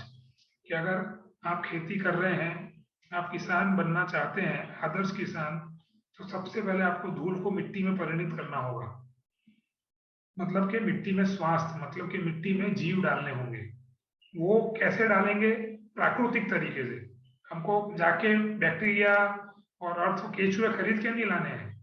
प्रकृति कैसे व्यवस्था करती है, ओम पूर्णमिदम, उसको हमेशा चिंतन करते रहना है कि सारे रिसोर्सेज उसी स्थान पे उपलब्ध है, हमको कहीं ढूंढने नहीं जाना है। हम भगवान की व्यवस्था को चुनौती नहीं कर सकते। भगवान अपूर्ण है, अगर हम ये सब चीज व्यवस्था कर रहे हैं मतलब हम ये घोषित कर रहे हैं कि प्रभु आपकी व्यवस्था अपूर्ण है। तो इससे बड़ा आसुरिक विचार और कोई नहीं हो सकता समाज में। तो हमको दैविक विचारों को ना, डिवाइन क्वालिटीज को, डिवाइन विचारों की भरना है हमारे दिमाग में। वनस्पति की अनुपस्थिति में मिट्टी न उग सकती है, मतलब ना सुधर सकती है, उगने का मतलब यह ना सुधर सकती है और ना ही बन सकती है, ना ही वो बढ़ सकती है। तो मिट्टी का स्तर बढ़ाना भी, अभी मिट्टी का स्तर कम होते जा रहा है क्योंकि सॉइल इरोजन चल रहा है, तो उसको क्वालिटी और क्वांटिटी दोनों में हमको बढ़ाना है। प्रकाश संश्लेषण वह क्रिया है जिसके द्वारा मिट्टी जीवित रह सकती है और अधिक उपजाऊ बन सकती है। प्रकाश संश्लेषण मतलब फोटोसिंथेसिस, ये हम छोटी कक्षा में पढ़े हुए हैं, चौथी पांचवी कक्षा में आता था, लेकिन ये इतना महत्वपूर्ण है ये मैं तब नहीं समझ पाया था जितना आज समझ रहा हूँ। सो प्रकाश संश्लेषण एक ऐसी फैक्ट्री बनाई भगवान श्री कृष्ण ने जिसके माध्यम से 84 लाख योनियों का भोजन प्राप्ति कराते भगवान। और इसमें हमको कुछ नहीं करना है, सो डोंट वरी। प्रकाश संश्लेषण वह क्रिया है जिसके द्वारा मिट्टी जीवित रह सकती है और अधिक उपजाऊ बन सकती है। मिट्टी की प्रकाश संश्लेषण क्षमता और प्रकाश संश्लेषण दर मिट्टी के निर्माण को प्रभावित करती है। तो ये दो चीज हम आगे पढ़ेंगे कि संश्लेषण क्षमता और संश्लेषण दर, मतलब photosynthesis capacity and photosynthetic rate, ये दोनों हम पढ़ेंगे आगे। उस पर निर्भर करता है कि कितनी तेजी से आपकी मिट्टी सुधरेगी। तो हमको ये देखना है कि ये कैपेसिटी, फोटोसिंथेसिस कैपेसिटी और रेट को हम बढ़ाते जाएं। उसके लिए क्या करना है वो हम देखते हैं आगे। तो fertile humus rich top soil is the product of photosynthesis and microbial resynthesis. तो ये ऐसा बताने का प्रयास कर रहे हैं कि आपका अगर भूमि या आपकी मिट्टी अगर स्वस्थ है और तंदुरुस्त है तो उसका कारण क्या है? प्रकाश संश्लेषण, और भूमि के अंदर जो जीव है वो मिलके कार्य कर रहे हैं, आपस में मिलके। सिंथेसिस मतलब जुड़ के, एक ही ध्येय है उनका, मिट्टी को सुधारना। तो अगर आप ऐसा कोई भी कार्य करते हैं जो प्रकाश संश्लेषण को रोकता है, वह उस शाखा को काटने के समान है जिस पर आप स्वयं बैठे हुए हैं। तो अगर आपका कोई भी एक्शन जो प्रकाश संश्लेषण को रोकता है, मतलब आप खुद का ही नुकसान कर रहे हो। तो इस प्रकार भगवान हर जीव को खिलाते हैं। कोई भी कार्य जो इसे रोकता है वह उग्र कर्म है। तो कोई भी कार्य, श्रीमद् भागवत में उग्र कर्म की चर्चा हुई है, तो उग्र कर्म दूसरे शब्दों में वही हार्ड वर्क, उसको प्रभुपाद लिखते हैं उग्र कर्मों को डेफिनेटली हार्ड वर्क। सो ऐसा कोई भी कार्य जो प्रकाश संश्लेषण क्रिया को रोकता है, मतलब आपको मेहनत करनी पड़ती है। डीवीडी मतलब वीडीसाइड डालो, खरपतवार नाशक डालो, या किसी आदमी को लगा कि उसको हटाओ, है ना, निंदामण बोलते हैं यहाँ गुजरात में, तो खींचना पड़ता है उसको जा जाके, तो लॉट ऑफ हार्ड वर्क। सो कुछ भी आप प्रकृति के विरोध करोगे, उसको उग्र कर्म इसलिए बोला है क्योंकि आपको हार्ड वर्क करना पड़ता है। दूसरे शब्दों में भगवान का भजन चिंतन करने का समय कम होते जाता है आपके जीवन। तो आपका क्वालिटी लाइफ, जो अच्छा जीवन आप चाहते हैं, फ्री समय, आपकी आध्यात्मिकता को प्राप्त करने के लिए परिवार को समय देना चाहते हैं, मित्रों को समय देना चाहते हैं, वो सब आप नहीं कर पाएंगे। तो ये छोटा सा वीडियो है, मिट्टी के निर्माण के लिए प्रकृति क्या करती है। हरे कृष्णा बोलिए। यस, ये डिस्प्ले जो शो हो रहा है इसमें ज्यादा जूमिंग है। सॉरी, डिस्प्ले जो वहां से आप दिखा रहे हैं ना पीपीटी पूरी, हाँ, तो जूमिंग ज्यादा हो गया है। अच्छा, जूमिंग ज्यादा हो गया है, तो इसमें ना आधा कट रहा है।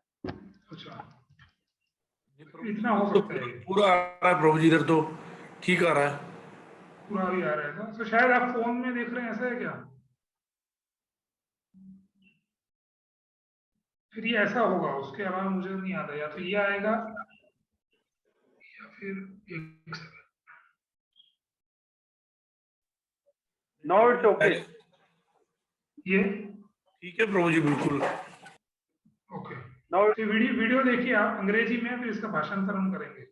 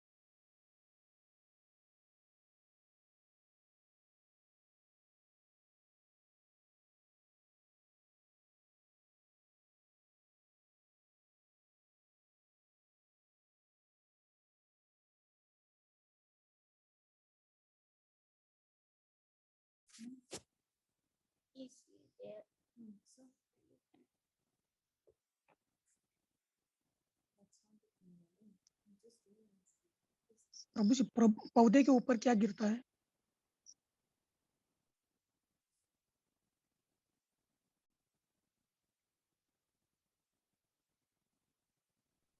सूर्य की किरणें गिरती है, सूर्य की किरणें, सनलाइट। अच्छा अच्छा ठीक। हाँ, तो प्रकाश संश्लेषण उसी को बोलते हैं कि जो सूर्य की किरण जब पौधे को स्पर्श करती है तो पौधा एक, आप समझो कि सोलर पैनल है। सोलर पैनल कैसे सूर्य ऊर्जा पैदा करती है, इसी प्रकार ये सूर्य की किरणों के माध्यम से वातावरण का कार्बन डाइऑक्साइड लेते हैं और उसको कार्बोहाइड्रेट में कन्वर्ट करते हैं, it is converted to sugar, और वो पौधा अपनी जड़ों के माध्यम से, रूट्स के माध्यम से जो भूमि के अंदर जीव है उनको भोजन पहुंचाता है।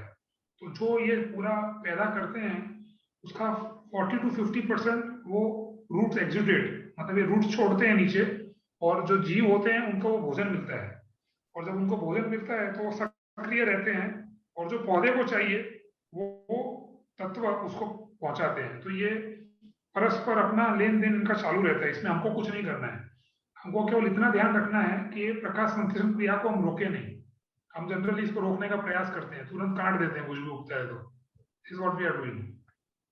अभी और आगे आएगा, एक और वीडियो है, देखिए आप, एलिना income is also in English.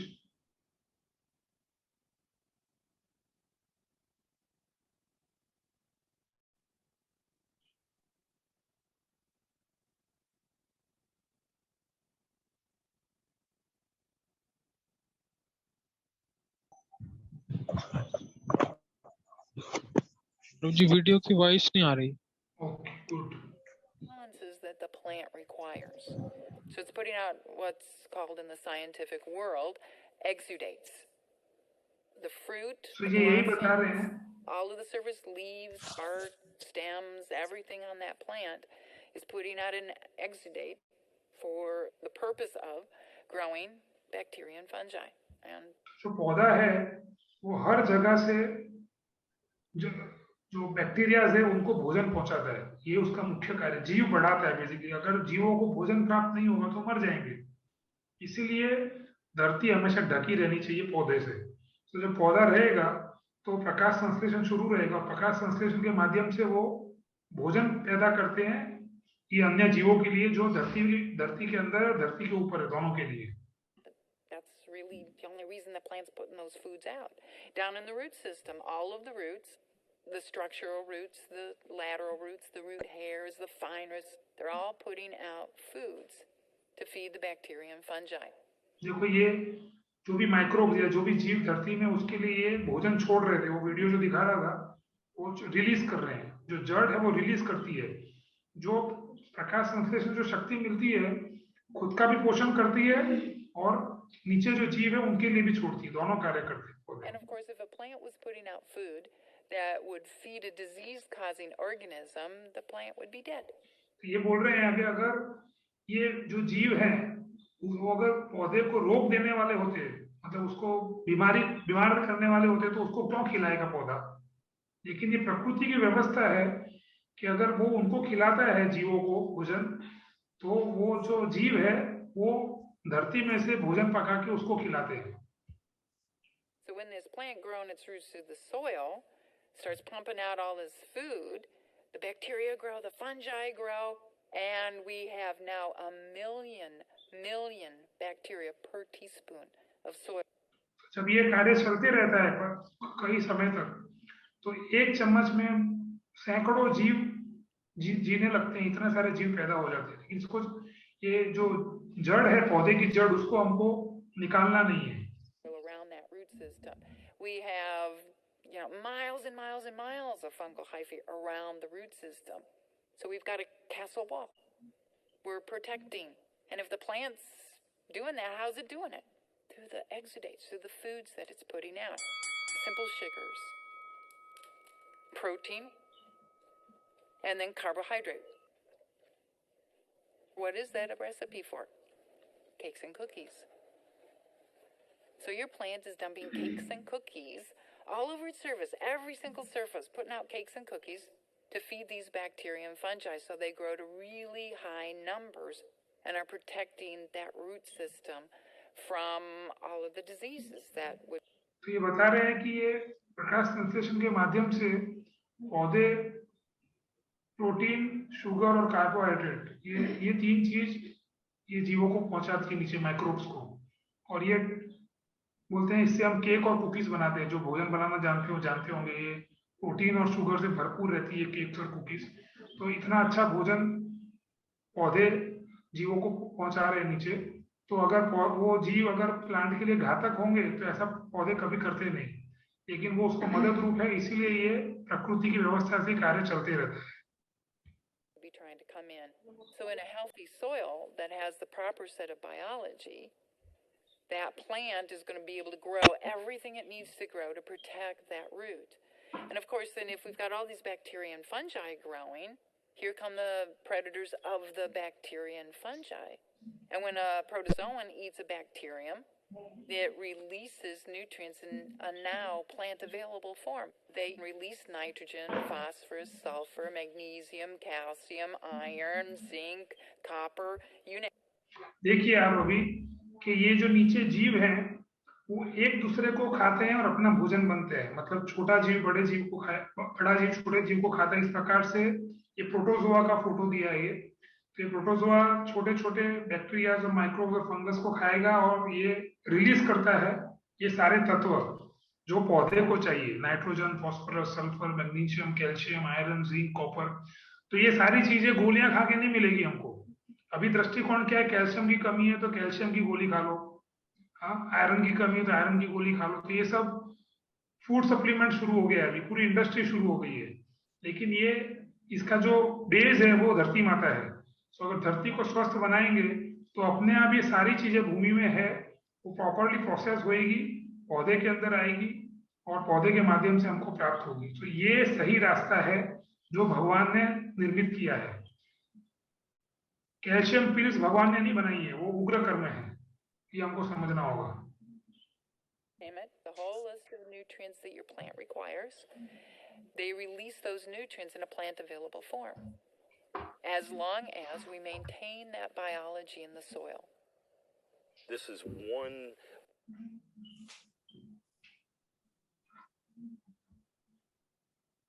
Okay, तो जो हमने वीडियो देखा उसी को इसमें समझाया गया है कि सूर्य पानी और कार्बन डाइऑक्साइड को शुगर, कार्बोहाइड्रेट, प्रोटीन्स में कन्वर्ट करते हैं प्लांट्स को। Nutrient cycling in natural farming जो टाइटल दिया है। तो 40% आप राइट साइड में देखिए, 40% plant sugar stored in above ground biomass. तो जो भूमि के ऊपर जो पौधा है 40% जो शक्ति प्राप्त होती है सूर्य से वो उसमें स्टोर रहती है। 30% शुगर स्टोर्ड इन रूट्स, जो रूट्स के अंदर जड़ों में रहती है पौधे के, और 30% वो पौधा छोड़ता है माइक्रोब्स के लिए। तो ये इसका विभाजीकरण किया 40 30 30, इस प्रकार से ये चलते रहता है। ये बहुत इंपॉर्टेंट है। ऐसे दो तरीके हैं जिससे हम हमस का निर्माण या हो सकता है और वे अपनी प्रभावशीलता में काफी भिन्न होते हैं। सो दो तरीके से हम कार्बन को स्टेबल फॉर्म में पहुंचा सकते हैं भूमि के अंदर। तो एक लेफ्ट साइड में लिखा है डिकम्पोजिशन पाथवे और राइट साइड में लिखा है लिक्विड कार्बन पंप। तो इसको मैं समझाता हूँ आपको अभी। तो जो लेफ्ट में है उसके अंदर आप देखिए केवल एक ही पौधा उगा हुआ है, बाकी हमने धरती को क्या बोलते हैं क्रॉप रेसिड्यू, मतलब प्राकृतिक वस्तुओं से ढक के रखा है, घास से, समझो ना, घास से ढक के रखा हुआ है, आच्छादित किया हुआ है, आच्छादित, उसका मल्चिंग बोलते हैं उसको, आच्छादन बोलते हैं हिंदी में। तो धरती को ढका है हमने क्योंकि हम ये समझ चुके हैं कि धरती को खुला नहीं रखना है। तो अभी ऑर्गेनिक फार्मिंग में ये सिद्धांत है कि धरती को ढक के रखो। और ये राइट साइड है कि धरती ढकी हुई है लेकिन जीवंत पौधे से ढकी हुई है। तो दोनों में क्या अंतर है वो हम देखने का प्रयास कर रहे हैं। दोनों परिस्थिति में धरती ढकी हुई है तो कम से कम धरती का फर्क और ज्यादा नुकसान होना बंद हो जाएगा। लेकिन जो पुनरुत्थान किसमें तेजी से होगा तो वो right side liquid carbon pump है, जिसमें जीवंत पौधे ज्यादा है वो मिट्टी जल्दी सुधरेगी क्योंकि उसके अंदर प्रकाश संश्लेषण ज्यादा हो रहा है, और इस साइड प्रकाश संश्लेषण, क्योंकि जो केवल घास है, जो मृत घास पड़ी है वो प्रकाश संश्लेषण नहीं कर सकती है। आप समझ रहे हो, केवल सूर्य को छूने से रोकेगी धरती से, लेकिन प्रकाश संश्लेषण को नहीं कर सकती है वो। लेकिन अगर जीवंत पौधे हैं तो प्रकाश संश्लेषण चलते रहेगा। तो कंटिन्यूअसली अलग अलग प्रकार के पौधे उगे हैं, तो वो प्रकाश संश्लेषण के माध्यम से विभिन्न प्रकार के जीवों को भोजन पहुंचाएंगे, तो तेजी से आपकी मिट्टी सुधरती जाएगी। तो ये दो में अंतर है, परसेंटेज में लिखा है इधर 5 to 10% है हमस फॉर्मेशन, तो इसके ये सिस्टम में 40 to 70%, मतलब 5 से 6 गुना बेहतर है जीवंत पौधे होना। तो ये प्रकाश संश्लेषक क्षमता और दर की परिभाषा है इधर, जो हमने आगे देखा, फोटोसिंथेटिक कैपेसिटी और फोटोसिंथेटिक रेट। तो फोटोसिंथेटिक कैपेसिटी क्या है? किसी दिए गए क्षेत्र में हरी पत्तियों द्वारा अवरोधित प्रकाश की मात्रा, मतलब कितना आपका खेत ढका हुआ है। अगर आपका भूमि है, खेत कितना, मतलब परसेंटेज वाइज कितना ढका हुआ है, how much it is covered, कितना ढका हुआ है वो। दूसरा, एक वर्ष में कितने समय के लिए, तो जो ढका हुआ है वो कितने समय तक ढके रहता है 365 दिन में से। तीसरा, पत्तों की विविधता, तो क्या एक ही तरह की पत्तियां उगी हुई है पूरे खेत में, या अलग अलग तरह की पत्तियां उगी हुई है। ये तीन चीज से आपकी प्रकाश संश्लेषण क्षमता आप माप सकते हो। दूसरे शब्द में, हमारे खेत में विविध प्रकार की पत्तियां उगी हुई होनी चाहिए, डाइवर्सिटी, विविधता होनी चाहिए, पूरे साल होनी चाहिए, और पूरे खेत में होनी चाहिए। ऐसा नहीं कि आधा खेत ढका है आधा खुला है, ऐसा नहीं, पूरा खेत ढका होना चाहिए, विविध प्रकार की पत्तियों से ढका हुआ होना चाहिए, और 365 दिन ढका रहना चाहिए। ये सबसे आदर्श परिस्थिति है। प्रकाश संश्लेषण दर, वह दर जिस पर वनस्पति प्रकाश ऊर्जा को शुगर में बदलने में सक्षम होते हैं। 4 पारिस्थितिकी तंत्र प्रक्रियाओं का कुशल कार्य, जो मैंने 4 इकोसिस्टम बताया, वो प्रॉपर्ली चलने चाहिए। अधिक विविध मृदा जीवन दर को बढ़ाता है, तो जितने विविध पौधे होंगे उतने ही पौधे से जुड़े हुए, पौधों की जड़ से जुड़े हुए जीव बढ़ते जाएंगे। हर पौधे का एक अलग जीव है, जैसे मैंने आगे बताया था। तो अलग अलग प्रकार के जीव आपकी भूमि में आएंगे, अलग अलग प्रकार के पौधे हैं तो अलग अलग प्रकार की भोजन नीचे पहुंचाएंगे, तो एक अच्छी विविधता उत्पन्न होगी। इससे आपके पोषक तत्व बढ़ते हैं। पोषक तत्व मतलब के न्यूट्रिएंट्स फूड के अंदर बढ़ते हैं। ये रिफ्रैक्टोमीटर बताया है, ये रिफ्रैक्टोमीटर से आप माप सकते हैं। मतलब किसी भी घास में आप अगर उसको दबा के उसकी एक बूंदी भी अगर उसमें से निकाल लेंगे जूस, और उसके ऊपर डालेंगे, तो बताएगा कि वो कितने पोषक तत्व उसके अंदर। ये मिलता है बाजार में, ये रिफ्रैक्टोमीटर। अभी कोरोना के कारण हम लोग ऑनलाइन कोर्स कर रहे हैं, तो सामान्य से हम लोग हमारे क्लासरूम में ये सब मीटर्स रखते हैं, और आपको वो सामने हम करके बताते हैं एक्सपेरिमेंट, तो आप अधिक समझ पाते हैं। लेकिन अभी इतना समझने के लिए है कि विविधता चाहिए, 365 दिन चाहिए, खेत ढका हुआ होना चाहिए, और अलग अलग प्रकार की जो ये इकोसिस्टम्स है वो चारों इकोसिस्टम चलते रहने चाहिए। तो इसमें लिखा है कि पौधे ही सब कुछ हैं भूमि के लिए। अगर पौधे नहीं है तो भूमि नष्ट हो जाएगी। Plants are the be all end all of our landscape. तो ये प्रकाश संश्लेषण ही पृथ्वी को समर्थन करता है।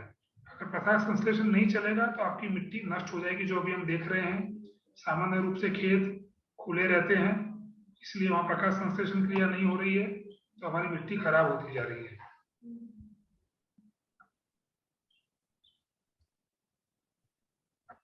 भूमि का क्या कार्य है, इस वीडियो में समझाया गया है।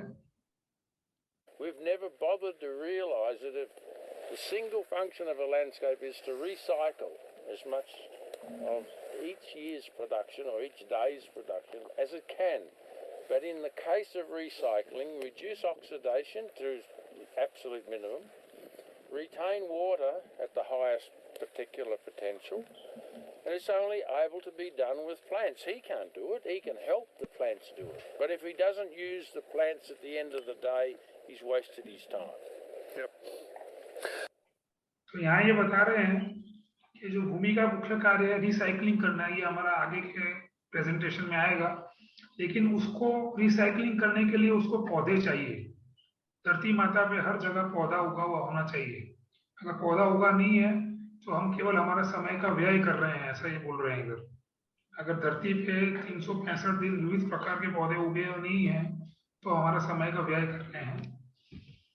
तो पेस्ट अटैक क्यों होता है इसके अंदर बताया है, पेस्ट अटैक से हमको क्या नुकसान है और क्या फायदे हैं, क्योंकि प्रकृति में कुछ भी नुकसान करने के लिए नहीं है। तो ये थोड़ा टेक्निकल है, मैं भी इससे बहुत ज्यादा परिचित नहीं हूँ, लेकिन मैंने एक इसको सुना था, इसलिए मैंने इसको यहाँ रखा हुआ है। तो ये सीधा मात्रा में यही समझा रहा है कि पौधे की गुणवत्ता बढ़ती जाएगी, जैसे जैसे प्रकाश संश्लेषण चलेगा ऐसे ऐसे पौधे की गुणवत्ता बढ़ेगी, क्योंकि जीव बढ़ेंगे तो जीव अगर नीचे बढ़ेंगे तो वो अलग अलग तत्व बना के पौधे को देंगे, तो उसकी स्वास्थ्य सुधरती जाएगी। और जैसे जैसे उसकी स्वास्थ्य सुधरेगी ऐसे ऐसे उसके ऊपर पेस्ट अटैक कम होते जाएगा। इसको हम पेस्ट बोलते हैं, इंसेक्ट, मतलब कि कीट जो आते हैं वो इसलिए आते हैं क्योंकि हमारी भूमि बीमार है, भूमि में पोषक तत्व नहीं है। क्योंकि धरती में पोषक तत्व नहीं है इसलिए पौधे में भी नहीं है, पौधे में नहीं है इसलिए कीट आते हैं। तो जब आप अपनी धरती को ढक के रखेंगे और फोटोसिंथेसिस चलने देंगे तो धीरे धीरे धरती सुधरेगी और उसके माध्यम से पौधा सुधरेगा। और जैसे पौधा सुधरेगा तो फिर कीट आना बंद हो जाएंगे और तब आपको अच्छा स्वास्थ्य से प्राप्त होगा। जब आप वो घास खाएगी या वो दूध आप ग्रहण करेंगे या कोई भी अनाज आप प्राप्त करेंगे। ये बहुत ही महत्वपूर्ण है कि आप ये जो प्लांट सेकेंडरी मेटाबॉलिट जो लिखा है वो तभी आता है जब आपका प्लांट हेल्दी हो जाता है, दूसरे शब्द में धरती हेल्दी हो जाती है। तो ये बहुत महत्वपूर्ण है कि प्रकाश संश्लेषण क्रिया को चलने दिया जाए। जितना आप इसको बढ़ाएंगे तो एज ए किसान आपको ये देखना है। तो अभी बाजार में जो पोषक तत्व जो भोजन में अधिक है उसकी कीमत दुगनी है। कि आप ये बोर्ड में देखेंगे नीचे 15 लिखा हुआ है, 15 और एक पे लिखा है 10। तो ये इसको ब्रिक्स काउंट बोलते हैं, ब्रिक्स। ये ब्रिक्स भी ये रिफ्रैक्टोमीटर जो मैंने आगे बताया उसमें आता है। जब आप इसका जूस डालते हैं उसके ऊपर तो अगर ब्रिक्स 10 तक आता है तो उसकी कीमत $2 बताइए इसमें, और अगर ब्रिक्स 15 आता है तो उसकी कीमत $4 बताइए, मतलब डबल बता रखी है। तो ये अभी लोग स्वीकार कर रहे हैं, ऑलरेडी लोग समझ गए हैं कि जिसमें पोषक तत्व है वो भोजन खाने से शरीर को लाभ होगा। तो ये कैसे हो रहा है, वहां प्रकाश संश्लेषण ठीक से चल रहा है तभी। तो ब्रिक्स उस चीज का सूचन है कि आपकी धरती में जान आ गई है, धरती में जीवन बढ़ते जा रहा है, उसके माध्यम से उसके ऊपर उगने वाले पौधे पोषक तत्व से भरपूर हैं। तभी उसका ब्रिक्स काउंट 14 के ऊपर अगर चला जाता है तो कीट उसको नष्ट करने नहीं आते हैं। 14 1/4, तो देखिए 15 लिखा है उधर, तो it is about 14, that means there is no pest attack. उसको खाने, वो मतलब मनुष्य के खाने के लिए रेडी है। वो प्रकृति का संकेत है ये, जिसपे कीट नहीं है वो मनुष्य के लिए है। प्रकृति में स्पर्धा नहीं है, प्रकृति में केवल सहयोग है। लेकिन हम क्योंकि स्पर्धा का भाव, स्पर्धा के दृष्टिकोण से जी रहे हैं, इसलिए हम हर एक जीव को हनन करने में लगे हुए हैं। We are trying to kill everybody which is against our principles, जो हमारे सनातन धर्म के सिद्धांतों से विपरीत है। फिर भी इतना गहरा दृष्टिकोण हमारे दिमाग पे छपा हुआ है कि हम बिना सोचे जीव हत्या करते रहते हैं। एक बार प्रभुपाद जी मॉर्निंग वॉक पे थे और प्रभुपाद जी ने पूछा कि ये क्या उगा हुआ है, तो उनका जो भी शिष्य था साथ में, उन्होंने बोला ये चीज का पौधा है। फिर प्रभुपाद थोड़ा आगे बोले ये क्या है, तो बोले ये इस फूल का पौधा है। फिर और आगे गए तो पूछा, बोले ये क्या है, तो बोले ये यूजलेस है। सो श्रील प्रभुपाद बोले this is not useless, you are useless. दूसरे शब्द में अगर हम प्रकृति में कोई भी चीज जिसका निर्माण हुआ है वो परम भगवान के नियंत्रण से हुआ है, उसको अगर हम यूजलेस समझते हैं तो हमारे से ज्यादा यूजलेस और कोई नहीं है। मतलब हमारे ज्ञान में अभाव है, अभी हमको और अभी ट्रेनिंग लेनी पड़ेगी और अभी शिक्षा लेने की आवश्यकता है। तो ये बड़ा इंपॉर्टेंट है समझना। ये एक और वीडियो है, ये किसान है। 4/7. Why? Right here. This is a slow motion video showing liquid sun leaking into the soil, feeding microbes. This is our job. ये बोल रहा है लिक्विड सन है। लिक्विड सन मतलब पानी में सूर्य की तो किरण ऐसे आती है, लाइट की रोशनी के रूप में आती है, लेकिन क्योंकि पौधे उसको ग्रहण करके अपने जड़ों के माध्यम से छोड़ते हैं और वो नीचे आगे भी हमने देखा, इसमें भी यही दिखा रहा है। तो ये बोल रहा है किसानों आपका यही कार्य है, this is your job my friends, my producer friends, ऐसा बोल रहे हैं। तो ये मुख्य कार्य है किसानों का कि प्रकाश संश्लेषण क्रिया को रोके नहीं। Energy flow to feed these guys. ये देखो एक जीव है अंदर, Isn't she beautiful? इसको ये सुंदर दिख रही है क्योंकि इसी से जमीन सुधरती है। I get emotional when I see that. Those are the babies I forgot. Even though I took a graduate level soil microbiology, soil ecology, it was left out. So what are we doing to follow that principle? We put living roots 24/7. Guess what else we do? We are doing this across the country. We are fertilizers, more than half. Farmers are no longer using fungicides, insecticides, because they're doing biomimicry. And it's spreading on hundreds of thousands of acres. Isn't that exciting? ये धरती को ढक के रखते हैं, बता रहे हैं इसको कई तरीके हैं धरती को ढक के रखने के। This is what he showing at the principle, वही है कि धरती को ढक के रखना है। ये बहुत महत्वपूर्ण पॉइंट है। सो यस,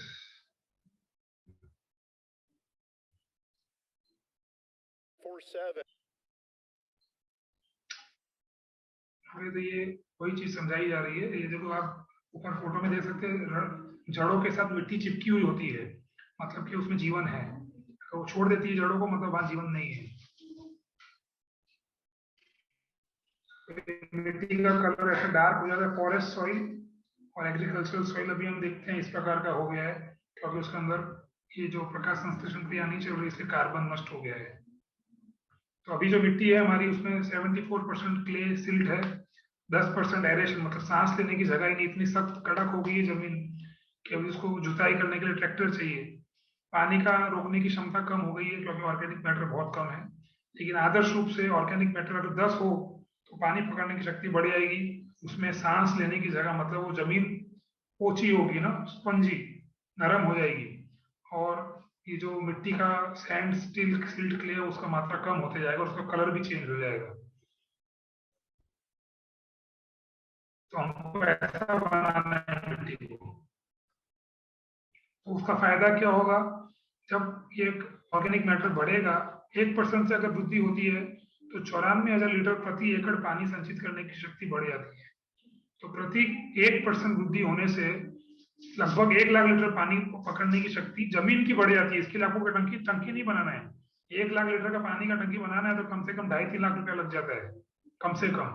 तो ये फ्री में होता है। अगर आप ये प्रकाश संश्लेषण को चलने देंगे तो पौधों के जड़ों के माध्यम से पानी नीचे उतरेगा, क्योंकि जड़ सच्चे किसान जड़ है। सच्ची जुताई जो होती है वो जड़ करते हैं। जड़ और माइक्रोब उसको नरम बना के रखते हैं भूमि को, और उसके कारण जो पानी गिरता है जब बारिश का, तो नीचे उतरता है वो।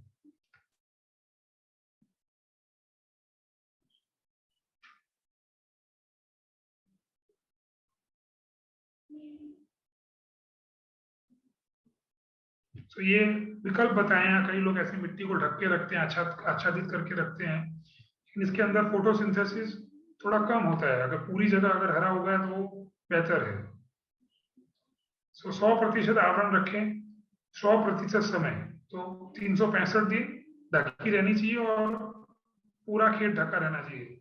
हम जिस भूमि का प्रबंधन कर रहे हैं उसे ज्यादा उपजाऊ बनाने के लिए, सूर्य के प्रकाश को संचित करने के लिए जीवित पौधों से आवृत करना बेहतर विकल्प है। तो बेहतर विकल्प है जीवित पौधों से आवृत करना। लेकिन अगर जीवित पौधे नहीं है तो आप सूखी घास से ढकने का व्यवस्था कर सकते हैं।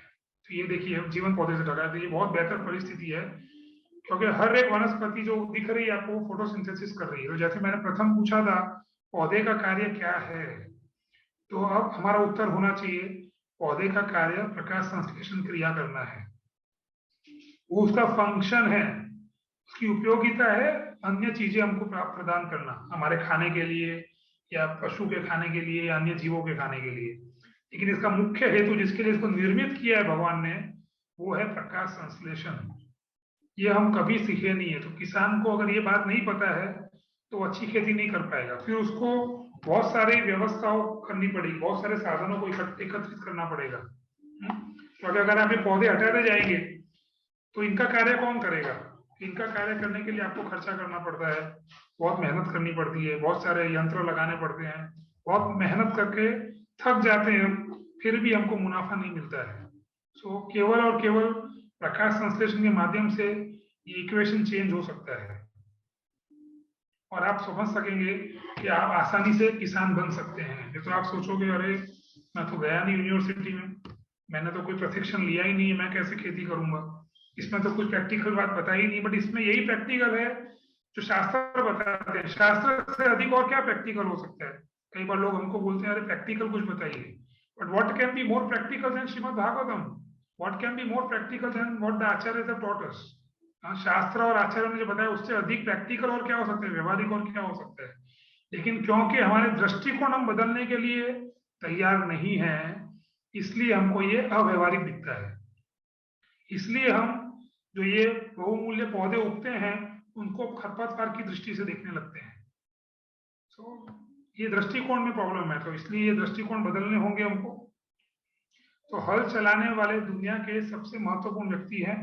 The flowers are the linchpin of the world. तो ये जो जीव है नीचे, धरती के नीचे क्या क्या है? जड़ें हैं पौधे की और ये माइक्रोब्स हैं। तो ये लोग ही खेत की जुताई करते हैं, इसका कोई सैलरी नहीं है, कोई तनख्वाह मांगते नहीं है, कोई भोजन मांगते नहीं है। इन सबका भोजन का प्रबंधन प्रकृति ने किया हुआ है। अगर आप उसमें हस्तक्षेप ना करें तो, अगर आप हस्तक्षेप करते हैं, जैसे ही आपने हटाना शुरू किया जड़ों से, वैसे ही आपकी भूमि खराब होने लगेगी। फिर आपको फर्टिलाइजर, पेस्टिसाइड, ऑर्गेनिक हुआ इनऑर्गेनिक डालना पड़ेगा, खर्चा करना पड़ेगा। तो इसमें बताया पराशर स्मृति में, एक मछुआरा को पूरे एक साल में जो पाप लगता है, क्योंकि वो मछली पकड़ के मारता है ना, तो पूरे साल में जितना उसको पाप लगता है वही एक दिन में लोहे से बने हल चलाने वाले को लगता है। क्यों? क्योंकि एक चम्मच में उसमें आगे बताया 100 करोड़ जीव होते हैं। अगर हेल्दी सॉइल, अगर उसको आप जुताई करोगे और वो मर जाएंगे तो उसका पाप तो लगेगा ना हमको। छोटा जीव हो या बड़ा जीव हो, पाप तो पाप है, क्योंकि हर एक के हृदय में परमात्मा बैठे हैं। सो कोई अंतर नहीं है उस रूप से। तो इसमें ये तुलना की है कि जो मछुआरा एक साल में करता है उतना किसान अगर हल चला रहा है तो वो एक दिन में कर देता है। तो हमारा उद्देश्य होना चाहिए कि सूर्य प्रकाश केवल जीवित पत्तियों पर पड़े। तो जैसे राइट साइड में बताया, जीवित पत्तियों मतलब लिविंग रूट्स, पौधे उगे होने चाहिए पूरी भूमि के ऊपर, ना कि मृत पत्तियों या बंजर मिट्टी पर। तो आप लेफ्ट साइड में देखते हैं, अगर वो बंजर मिट्टी में गिरेगा तो जमीन की नमी वो ले जाएगा खींच के, और वातावरण में कार्बन डाइऑक्साइड का प्रमाण बढ़ेगा। जबकि इसमें क्या होता है, कार्बन डाइऑक्साइड वो लेता है और ऑक्सीजन रिलीज करता है, और पानी जो गिरता है उसको भी संचय करके रखते हैं। तो बहुत फायदा है हमको, पृथ्वी की नमी बना के रखता है। तो प्रकाश संश्लेषण के कार्य से पौधे क्या क्या करते हैं, हम ये इसका समरी है। वातावरण में से कार्बन डाइऑक्साइड का उपयोग करते हैं, पहला चीज वो ये करते हैं। तो जो क्लाइमेटिक चेंज, कार्बन डाइऑक्साइड का प्रमाण जो बढ़ते जा रहा है उसको कम करना है अगर, तो हर जगह हरियाली होनी चाहिए। इसे प्राणवायु ऑक्सीजन से बदलते हैं, ऑक्सीजन को रिलीज करते हैं वो। मिट्टी के सूक्ष्म जीवों को आश्रय देते हैं। तो जो जड़ें हैं, पौधे की जड़ें, उसमें सूक्ष्म जीव को भोजन प्राप्त होता है और उनका जीवन चलते रहता है। तो ये हमारे कॉन्टेक्स्ट में था कि जो भी जीव है उसको हम पूरा जीवन जीने की अनुमति देंगे, उसमें हस्तक्षेप करेंगे नहीं। ऊपरी मिट्टी मतलब कि टॉप सॉइल, जो हमारा खेत है उसका टॉप सॉइल मतलब ऊपर का 9 इंच 10 इंच मिट्टी होता है, को पुनः उत्पन्न करते हैं। अभी क्या है, वो टॉप सॉइल चला गया है, कई जगह पथरीली जमीन हो गई है, कई जगह सब सॉइल आ गया है। तो वो सॉइल के लेयर्स हैं, वो आगे के प्रेजेंटेशन में आएगा, बट हमको वो टॉप सॉइल को वापस लाना है। भूमि में जल का संतुलन पुनः संचित करना है। तो भूमि के अंदर जल का मात्रा बढ़ाना है। अभी जो नीचे वाटर टेबल है वो अभी आप बोर खोदते हैं तो बहुत नीचे चला गया है पानी, तो लेवल को अगर ऊपर लाना है तो उसके लिए भी यही रास्ता है। अन्न के पोषक तत्व मतलब कि न्यूट्रिएंट डेंसिटी में वृद्धि करना है। तो हम जो खा रहे हैं अनाज, सब्जियां, फल, उसके पोषक तत्वों को दोबारा लाना है तो भी यही रास्ता है। और कृषि में मुनाफा करना है तो भी यही रास्ता है। तो अगर आप प्रकाश संश्लेषण करेंगे तो आप एक सामर्थ्य किसान बन पाएंगे। तो function of farmer is to ensure that plants are doing their function. तो किसान को ये देखना है कि पौधे को उसका कार्य करने से रोके नहीं। वो ये ना सोचे कि जो मैंने उगाया वही पौधा है, वही फसल है, जो भगवान उगा रहे हैं वो खरपतवार है, ऐसा नहीं देखना। वो दृष्टिकोण बदलना है हमको। तो ये श्रील प्रभुपाद जी का कन्वर्सेशन है, इसको पढ़ के हम विराम करेंगे। I think this is the last part of the presentation. फिर हम क्वेश्चन आंसर करेंगे। प्रभुपाद जी बोलते हैं, हाँ ये मैं चाहता हूँ, हर जगह मैं जाता हूँ और कहता हूँ कैसे हैं ये दुष्ट लोग, इतनी भूमि पड़ी है और ये दुष्ट विकसित नहीं कर रहे हैं और वे बना रहे हैं वो क्या है, कोयला, पत्थर। उन्हें इन ईंट पत्थरों में दिलचस्पी है, हरी सब्जियों से नहीं। ऐसी धूर्त सरकार उन्हें सुविधा दे। हम जानते हैं कि यह कैसे करना चाहिए। अन्नात् भवन्ति भूतानि पर्जन्य अन्न संभवः यज्ञात् भवन्ति पर्जन्यः। भगवद गीता अध्याय 3 श्लोक संख्या 14। उन्हें कीर्तन में संलग्न होने दे। बागबानी के लिए ज्यादा पानी होगा और वह नम होगा, और फिर पशुओं के लिए चारा और तुम्हारे लिए अन्न पैदा करेगा, और पशु आपको दूध देता है। यही वृंदावन जीवन है, और वे इस तथाकथित ऐश्वर्य में लीन हैं। कृष्ण ने जन्म लिया है, वे बहुत अच्छे सुखद खाद्य पदार्थ ला रहे हैं, बहुत अच्छे कपड़े पहने और अलंकृत होकर आ रहे हैं। ये विवरण है। सुबह हम पढ़ रहे थे, वे वृंदावन के निवासी कृष्ण और गाय और अन्य जीवों के साथ कितने खुश थे। ये मैं आरंभ से कहता आ रहा हूँ, किसी भी कीमत पर इसे करे और बड़े बड़े भवनों की चिंता न करे, इसकी आवश्यकता नहीं है। व्यर्थ समय की बर्बादी। उत्पादित करें, पूरे खेत को हरा भरा कर दें। देखो ये प्रभुपाद जी का सूचन है, पूरे खेत को हरा भरा कर दें, मतलब कि प्रकाश संश्लेषण होने दिया जाए। प्रभुपाद ने ये शब्द यूज नहीं किया है, लेकिन इसमें इंगित किया जा रहा है इसी बात को। इसे करें, फिर पूरा आर्थिक प्रश्न हल हो जाएगा। देखो, केवल हरा भरा खेत करने से पूरा आर्थिक प्रश्न हल हो जाएगा। फिर तुम शानदार खाते हो, पशु खुश हैं, पशु दूध भी नहीं देता, उन्हें खाने दो और मल मूत्र करने दो। इसका यह स्वागत योग्य है। खाने के बाद वे मल त्याग करेंगे तो वह फायदेमंद है। ये नहीं कि सिर्फ दूध ही फायदेमंद होता है, मल भी लाभदायक है। इसलिए मैं यहाँ इतना कह रहा हूँ, खेत खेत खेत खेत। यह मेरा कार्यक्रम नहीं है, कृष्ण का कार्यक्रम है। अन्नात् भवन्ति भूतानि, हर जगह हरियाली पैदा करो। Vrindavan, very powerful. Prabhupada is given entire thing to us. सब कुछ उन्होंने दिया है, हमको इसको समझना है बस धीरे धीरे। जितना इसको हम समझेंगे तो वैज्ञानिक लोग इसी स्तर पे पहुंच रहे हैं ना, जहाँ विज्ञान बढ़ते बढ़ते शास्त्र के विचार पे पहुंचता है, मतलब वहां विज्ञान की पूर्णता आ जाती है। ये एक और श्लोक है, ये श्रीमद् भागवतम में से है। हिरण्यकशिपु, हाँ, जब भगवान विष्णु का अस्तित्व नष्ट करना चाहता था तो उसने अपने असुर मित्रों को ये सूचना दी। क्या सूचना है? जहां कहीं भी गायों तथा ब्राह्मणों को सुरक्षा प्राप्त है, तथा जहां जहां वर्णाश्रम नियमों के अनुसार वेदों का अध्ययन होता है, वहां वहां तुरंत जाओ। तुम लोग उन स्थानों में अग्नि लगा दो और जीवन के स्रोत वृक्षों को जड़ से काट कर गिरा दो। तो जीवन का स्रोत क्या है? वृक्षों की जड़, उसको जड़ से काटने बोल रहा है, क्योंकि वो जीवन का स्रोत है। सो इसमें अभी आज हमने यही देखा है, अल्टीमेटली आज के प्रेजेंटेशन में उसी से जीवन उत्पन्न होता है। प्रकाश संश्लेषण जब चलता रहेगा, हर जगह हरियाली रहेगी, तो अन्य प्रकार के जीव आएंगे और धरती को स्वस्थ बनाएंगे। तो किसान का ये मुख्य कार्य है। So ultimately, the only wealth that can sustain any community, economy or nation is derived from photosynthesis process. Green plants growing on regenerating soil. So यही बात इसमें लिखी गई है कि हर जगह हर हमेशा फोटोसिंथेसिस का कार्य चलते रहना चाहिए, तभी ये देश और राष्ट्र और विश्व स्वस्थ रहेगा, तंदुरुस्त रहेगा और चलामान रहेगा। To forget how to dig the earth and to tend the soil is to forget ourselves, Mahatma Gandhi ने बताया है। And the nation that destroys its soil destroys itself. तो अभी हम इसकी ओर अग्रसर हो रहे हैं, हम हमारी भूमि को नष्ट कर रहे हैं। तो thank you very much. So we have time, अगर कोई प्रश्न है, हमारे पास आधा घंटा है। हरे कृष्ण प्रभु जी। Yes. हरे कृष्ण प्रभु जी, आपने बोला था जैसे वो हल चलाने वाला, आपने वो बताया था उसको इतना पाप लगता है, और तो क्या हल नहीं चलाना चाहिए फिर? ऐसा वो श्लोक बोलता है, मैं नहीं बोल रहा हूँ, वो तो शास्त्र में लिखा है ना। तो फिर इसका मैं तो क्या, उसको दोहरा रहा हूँ, I am just repeating it. तो उसको फिर कैसे समझे, मतलब किस वे में हम समझ सकते यही हैं? हमने बताया ना, ये पौधे जो हैं, जब हर हमेशा पौधे उगे रहेंगे तो उसकी जड़ों से पृथ्वी नरम हो जाएगी। आप हल क्यों जोतते हो? हल तो भूमि को नरम बनाने के लिए जोता जाता है, राइट? हाँ जी, हाँ जी। उसका उद्देश्य तो यही है। तो अगर आप हमेशा पौधे रहेंगे तो वो, और नीचे कीड़े रहेंगे तो वो धरती को, जैसे केचुआ, अगर आपने सुना होगा तो कंपोस्ट बनाने के लिए लोग अलग अलग प्रकार के केचुए डाल के उसको नरम बनाते हैं, खाद में परिणित करते हैं। तो ये केचुए तो प्रकृति अपने आप भेजेगी आपकी धरती के अंदर, आपको कुछ करना नहीं उसके लिए।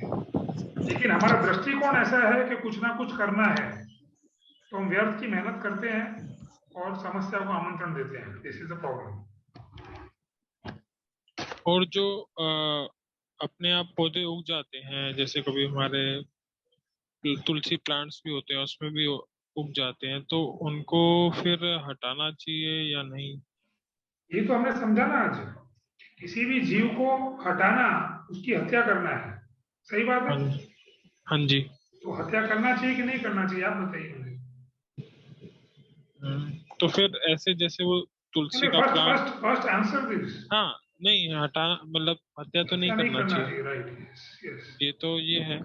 और जैसे कि उससे अब हम, जैसे तुलसी का प्लांट है तो वो उसमें दूसरे प्लांट उग गए, तो तुलसी के प्लांट में वीकनेस या कुछ, या उसकी ग्रोथ में कमी ना आए, इस वजह से उसको मतलब हटाते थे, या फिर?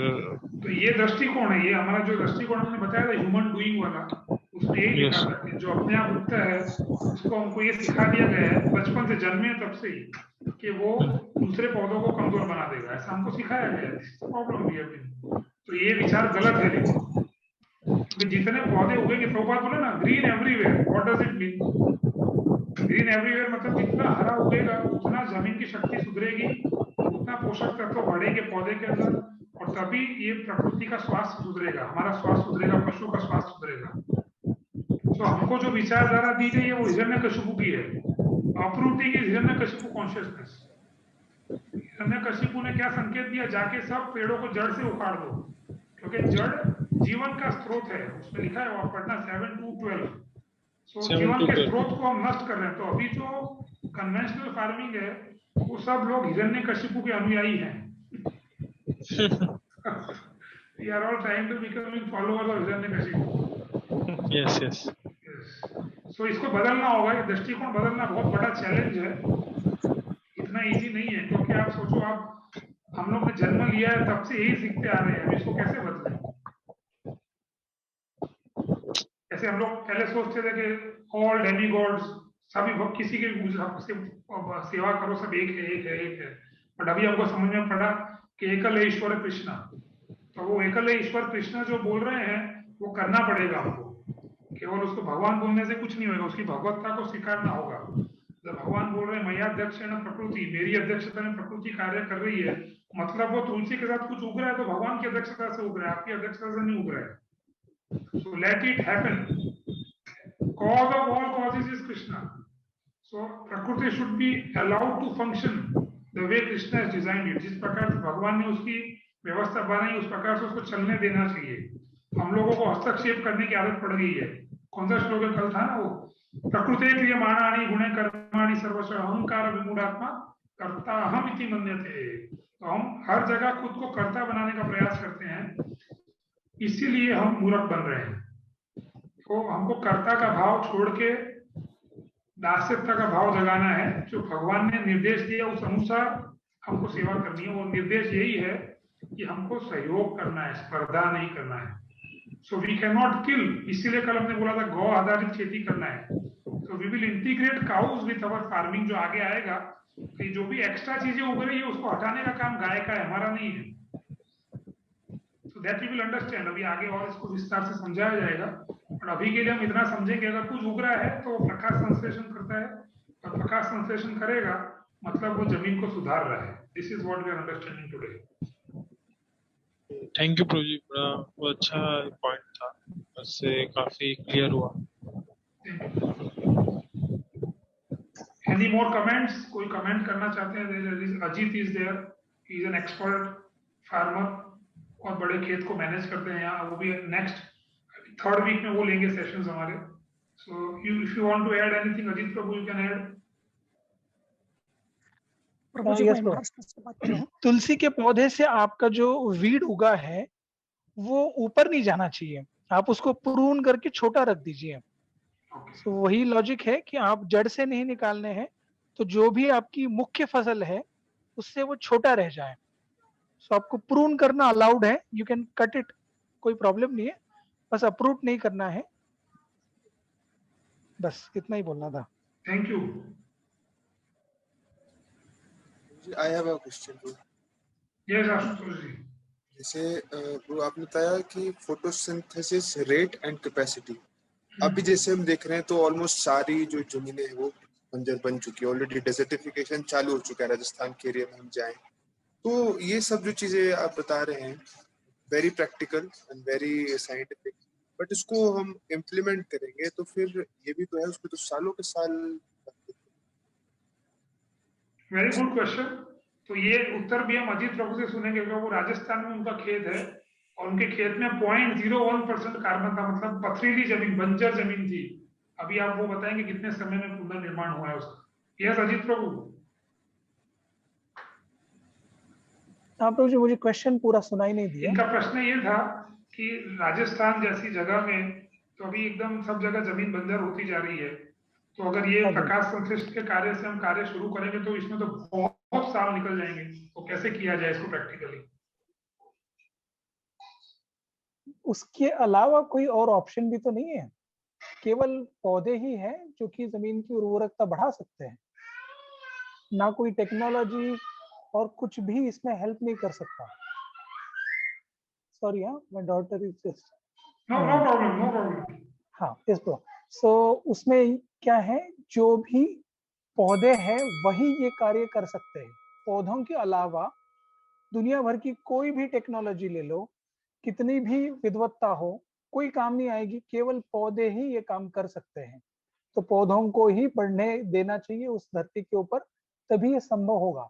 हमने ये देखा है कि हम जब से गायों को हमारी धरती के ऊपर रखना शुरू किए हैं राजस्थान में, जो कि बिल्कुल बंजर भूमि थी, लोगों ने उसको बेच दिया था क्योंकि उसका पानी पूरा का पूरा चूस के खत्म कर दिया था। इतनी बंजर थी कि कुछ भी नहीं उगता था, सैंडी थी। अब ऐसी स्थिति है कि बिना कोई खाद डाले हुए, केवल गायों को रोकने के बाद उस धरती पे हम सब्जियां उगा रहे हैं, और इतनी एक्सीलेंट सब्जियां उग रही है, इतनी अच्छी सब्जियां उग रही है। कोई बाहर से खाद नहीं डाल रहे, कोई पेस्टिसाइड नहीं यूज कर रहे, कोई भी मैन्योर नहीं डाल रहे, जैसे कि केमिकल फर्टिलाइजर नहीं यूज कर रहे, फिर भी बहुत अच्छी फसल आ रही है। 5-5 किलो की एक फूल गोभी आ जाती है हमारी, 3-3 किलो की एक पत्ता गोभी आ जाती है। तो इतना अच्छा बदलाव हमने देखा है केवल गायों को रखने के बाद, और योग्य मैनेजमेंट पद्धति, वो भी गहरी जुताई किए बिना, लीस्ट मिनिमम डिस्टर्बेंस के साथ। केवल बस अपने को जितनी जगह पे पौधा उगाना है उतनी जगह को हल्का सा डिस्टर्ब किया और लगा दिया, तो बहुत ही एक्सीलेंट रिजल्ट्स हैं, और कोई डिजीज नहीं है। ब्रिक्स, एक जो आप ब्रिक्स की बात कर रहे थे कि भाई उसमें गुणवत्ता है, वो हर साल हमारी सुधरती जा रही है। पत्तों में और स्वाद में हमें बदलाव दिख रहा है, ये सारी चीजें हम ऑब्जर्व कर रहे हैं। Thank you very much. So yes Ashutosh ji, इनका बहुत सूचक उत्तर है कि इसके अलावा और कोई हमारे पास विकल्प भी नहीं है, क्योंकि हम विकल्प तो कई वर्षों से प्रयास कर रहे हैं, लेकिन परिणाम क्या आ रहा है, बंजर जमीन और बढ़ती जा रही है, desertification has only increased, so that means we are trying to get a different result. हम दूसरा परिणाम प्राप्त करने का प्रयास कर रहे हैं, लेकिन हमारा तरीका नहीं बदलना चाहते हैं। तो अब निवेदन है तरीका बदलने के लिए, दृष्टिकोण बदलने के लिए, निर्णय बदलने के लिए, कि जो भगवान द्वारा निर्मित व्यवस्था है उसको स्वीकारा जाए और उसको आजमा के देखा जाए, क्योंकि वो श्योर शॉर्ट सॉल्यूशन है, पक्का सॉल्यूशन है वो, उसका कोई अवांछित परिणाम नहीं आएगा, जो हमको चाहिए वही परिणाम आएगा। और जो इन्होंने बताया, राजस्थान में ही है ये, जयपुर के पास, और इनका फार्म दिन हर साल बेहतर होते जा रहा है with no input, minimal input. तो हमने बताया नेचुरल रिसोर्सेज के माध्यम से ये पूरा कार्य चला रहे हैं वहाँ।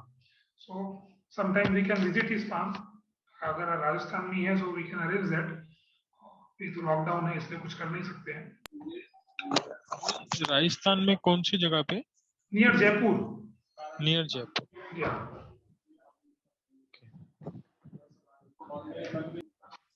और कोई प्रश्न? दंडवत प्रणाम प्रभु जी, मैं महाराष्ट्र से बात कर रहा हूँ। Yes, you are, he is father of Ajit Prabhu. Ajit Prabhu उत्तर दे रहे थे, उनके पिताजी है, राइट?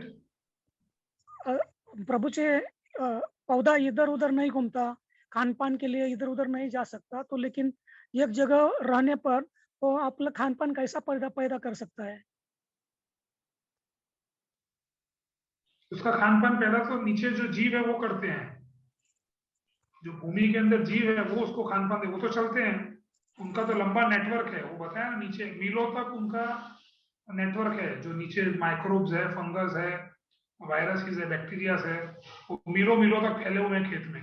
तो उनको पता है कौन से पौधे को क्या चाहिए, उस प्रकार से उसको भोजन पहुंचाते हैं। वो सब भगवान ने व्यवस्था किया है, वो हम नहीं समझ सकते हैं। और वैज्ञानिक लोग उसको समझने का प्रयास कर रहे हैं, लेकिन इतना अधिक हमको समझने की आवश्यकता नहीं, क्योंकि हम लोग सब भगवत परायण लोग हैं, तो हम समझते हैं कि जो प्रकृति निर्मित है वो सब पूर्ण है। सो उसको करेंगे आप तो देखेंगे पौधा स्वस्थ होते जाएगा, जैसा कि अजीत प्रभु बता रहे थे, तो उनके खेत में सब कुछ धीरे धीरे स्वस्थ, जैसे वो उसका पोषक तत्व गुणवत्ता बढ़ती जा रही है, हर साल 5-5 किलो का एक फूल गोभी, पत्ता गोभी मिलने लगा है इनको। तो मतलब ये तो अकल्पनीय है हमारे लिए। हम सोचते हैं कि फूल गोभी तो मतलब इतना छोटा ही होना चाहिए, 200 ग्राम का, 400 ग्राम का, 5 किलो का, मतलब ऐसा लगता है हमको सुन के। लेकिन हमने कभी सही सिस्टम को फॉलो नहीं किया है, तो हमको समझनी पड़ेगी कि उसको स्वास्थ्य कैसे मिलता है, उसको भोजन कैसे मिलता है। लेकिन प्रकाश संश्लेषण पौधे को भी भोजन देता है, और जो नीचे कीड़े हैं वो इसमें 50%, आधा तो वो जो शक्ति लेता है सूर्य से वो खुद के लिए रखता है, वो तो उससे खुद को भी पोषण प्रदान करता है वो। Thanks sir. ओके, धन्यवाद।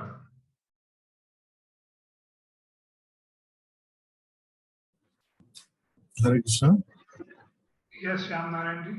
हरे कृष्णा। प्रभु जी, ये पूछना था, जैसे कई बार मैंने देखा आसपास कुछ लोग हैं जो खेती करते हैं, तो उनमें फसल में जड़ों में दीमक लग जाती है, टर्माइट्स, तो वो भी सही से फोटोसिंथेसिस नहीं हो पा रहा, और मतलब उसी का रूट वही कॉज है या? Yes, obviously, everybody is coming on the property to help you. कोई भी जीव आपके खेत में आ रहा है, वो आपको मदद करने आ रहा है। जनरली टर्माइट्स का हम सुनते हैं कि वो जीवंत चीजों को नष्ट नहीं करता है, मृत चीजों को नष्ट करता है। मतलब वो अगर मल्चिंग है, आच्छादित की हुई घास है, उसको खाएगा वो, that is the food for termites. तो वो भी बेसिकली कंपोस्टिंग में मदद करता है, जो खाद्य डीके प्रोसेस है उसमें मदद करने के लिए वहां आता है। लेकिन कन्वेंशनल फार्मिंग ने हमको उसको एक शत्रु की नजर से देखना सिखाया है, जैसे अन्य सभी कीट को हम उसको मानना ही पसंद करते हैं। तो उससे समस्या बढ़ती है, कम नहीं होती है। बेसिकली प्रिंसिपल है ये, प्रिंसिपल बड़ा सिंपल है कि किसी भी जीव की हत्या नहीं कर सकते, दिस इज द प्रिंसिपल। हमको अधिकार नहीं है वो। तो ये प्रिंसिपल को हर एक किसान को फॉलो करना चाहिए। लेकिन अभी हमारा जो वर्तमान दृष्टिकोण है वो इससे विपरीत है, इसलिए हम उसको मारने में सोचते नहीं है कि जीव हत्या कर रहे हैं। Science has many reasons for this, but for us it is simpler understanding, because हम तो सब कृष्ण भावनात्मक भक्त हैं, तो हमको समझना चाहिए अन्य जीव को कैसे मारना चाहिए हमको। We should not do that. तो स्पर्धा करने से कोई लाभ नहीं होगा, सहयोग करेंगे अगर तभी हमको लाभ मिलने वाला है। So it is not damaging. Any species that comes is never damaging, never disturbing. कुछ ना कुछ उसकी वहां जरूरत है, तभी वो वहां उपस्थित होता है। वो जब उसकी जरूरत खत्म हो जाएगी तो वहां से चले जाएंगे वो। जी प्रभु जी। प्रभु जी, ये जो प्लाव के बारे में, हल के बारे में भी बताया था आपने, एक श्लोक कोट किया था कि लोहे का जो हल होता है, जो पृथ्वी को उससे जोतते हैं तो कितने उसे बहुत पाप लगता है। तो मतलब ये टेक्निकली जस्ट पूछना चाह रहा था कि ये मटेरियल की बात हो रही है केवल, कि अगर या प्रिंसिपल में हल ही नहीं चलाना चाहिए, क्योंकि हम देखते हैं जैसे कृष्ण लीला में बलराम जी भी हल कैरी करते हैं। तो मतलब जस्ट रिलेट कर रहा था उससे कि लकड़ी का हल होना चाहिए या बहुत कम डीप होना चाहिए, ऐसा कुछ है? यस, नहीं आपने प्रश्न का उत्तर दे ही दिया, बहुत अच्छा प्रश्न है ये, बहुत अच्छा कि आपने प्रश्न पूछा। तो उसमें लोहे का हल लिखा था स्पष्ट, उसके अंदर वो श्लोक में लोहे का हल शब्द यूज हुआ था। तो लकड़ी का हल यूज करना अलाउड है, पहली बात। और दूसरा, क्योंकि हम लोग ट्रांजिशन फेज में रहेंगे अभी, तो मिनिमल डिस्टर्बेंस, जैसे अजीत प्रभु ने बताया, थोड़ा मिनिमल डिस्टर्बेंस करने के लिए आप हल का यूज कर सकते हैं। लेकिन डीप प्लाविंग, बहुत गहरा जुताई जो करते हैं, वो भूमि को डिस्टर्ब करता है, जो अन्य जीव हैं उसकी वो मर जाते हैं, और ये जो जड़ से पौधे अप्रूट हो जाते हैं, कई तरह के नुकसान होते हैं। तो मिनिमल प्लाविंग अलाउड है, वो भी लेकिन लकड़ी के हल से, लोहे के हल से नहीं। जो कृष्ण लीला में बलराम जी का था वो लकड़ी का प्लाव था, तो वो अलाउड है प्रभु, दैट इज अलाउड। जी प्रभु जी, धन्यवाद। क्योंकि वो धरती माता को सम्मान देता है, वो उसको, उसके ऊपर लोहा मतलब एकदम अत्याचार का भाव है, और लकड़ी मतलब जस्ट मिनिमम, जस्ट सिंपल, जैसे की लाइन प्लाविंग, मतलब एकदम चाबी से थोड़ा थोड़ा घिसाई कर रहे हैं, बीज को रख रहे हैं, इस तरीके से तो मिनिमम डिस्टर्बेंस होता है उससे। तो वो सम्मानीय प्लाविंग है, और ये तो एकदम अत्याचार वाला प्लाविंग कर रहे हैं अभी। उसको धरती माँ के रूप में देख ही नहीं रहे हैं, it's like a big disrespect to her. जी प्रभु जी, धन्यवाद प्रभु जी। प्रभु जी, हमारा दूसरा प्रश्न है, प्रभु जी, धरती माता बलवान, तंदुरुस्त या फिटनेस होने के लिए क्या करना चाहिए? यही जो आज हमने सुना, तो आपको प्रकाश संश्लेषण चाहिए, तो धरती पे हर हमेशा पौधे उगे हुए रहने चाहिए। तो हमको ये प्रयास करना चाहिए कि हमारा खेत हमेशा हरा भरा रहे, जब उसमें विविध प्रकार की, लेकिन विविधता भी चाहिए, एक ही प्रकार की खेती नहीं करना है। जब विविध प्रकार के पौधे उगेंगे उसके ऊपर, तो वो अलग अलग प्रकार के जीवों को निर्मित करेंगे अपनी जड़ों में, और उससे धीरे धीरे धरती की फलद्रुपता बढ़ती जाएगी। ये आज के प्रेजेंटेशन से इतना ही हम समझ रहे हैं, आगे और इसके ऊपर एडिशन होएगा। अभी आगे के सत्र में जब हम जाएंगे तो और आप इस पे अधिक जानकारी आपको मिलेगी, लेकिन मैं इसको केवल आज के सत्र के दायरे में रहकर ही बोल रहा हूँ। तो आज के लिए ये प्रकाश संश्लेषण को रोकना नहीं है। अगर आप प्रकाश संश्लेषण को रोकेंगे, धरती को खुली रखेंगे, तो धरती खराब होती जाएगी। धरती हमेशा ढकी रहनी चाहिए। अगर वर्तमान परिस्थिति में अगर आप हरा नहीं उगा पा रहे हो, तो उसको सूखी घास से ढक के रखिए, लेकिन ढका तो रखना पड़ेगा, तो उसकी परिस्थिति बिगड़ेगी नहीं, जितनी है वहां स्थिर हो जाएगी, और फिर धीरे धीरे सुधरनी शुरू होगी। लेकिन अगर वो खुली रहेगी तो नुकसान चालू है उसका, मतलब वो शिथिल का मतलब और शिथिल होती जाएगी और खराब होती जाएगी। ओके, धन्यवाद सर। और कोई? हरे कृष्ण प्रभु जी। बहुत बहुत धन्यवाद वसुधाम प्रभु, ये अचिंत्य प्रभु। इसी में थोड़ा सा ऐड करना था, जो हल के बारे में बताया कि जैसे आपने कहा था कि जो जुताई करते हैं तो मतलब मिट्टी निकलती है, तो वैसे जमीन में सारे मतलब जीवाणु हैं, वो सारा ये काम कर रहे हैं। तो आपने कहा था कि हमें जो है हस्तक्षेप नहीं करना चाहिए वो जो उनके काम में।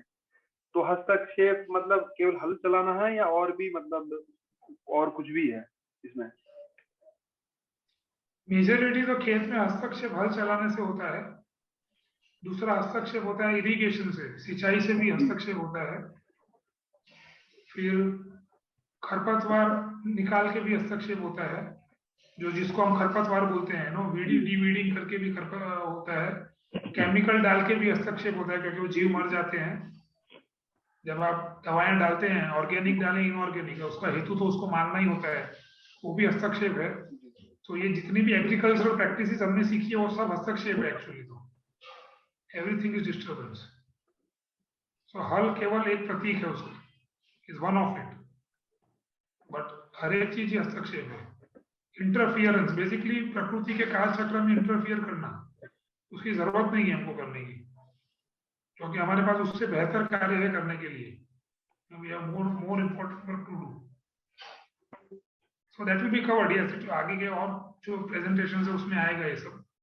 सो it was a very good question actually, very depth question, was very deep.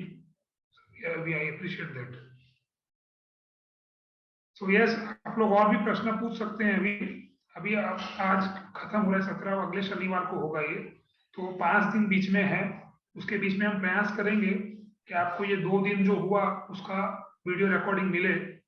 नहीं तो भी आप कुछ भी प्रश्न है तो आप ग्रुप पे पोस्ट करके पूछ सकते हैं। हरे कृष्णा। सो वसुधाम प्रभु, प्लीज कंक्लूड हियर। या यस प्रभु, धन्यवाद प्रभु, आपका बहुत बहुत धन्यवाद, क्योंकि कल का और आज का it's very I opening session है। तो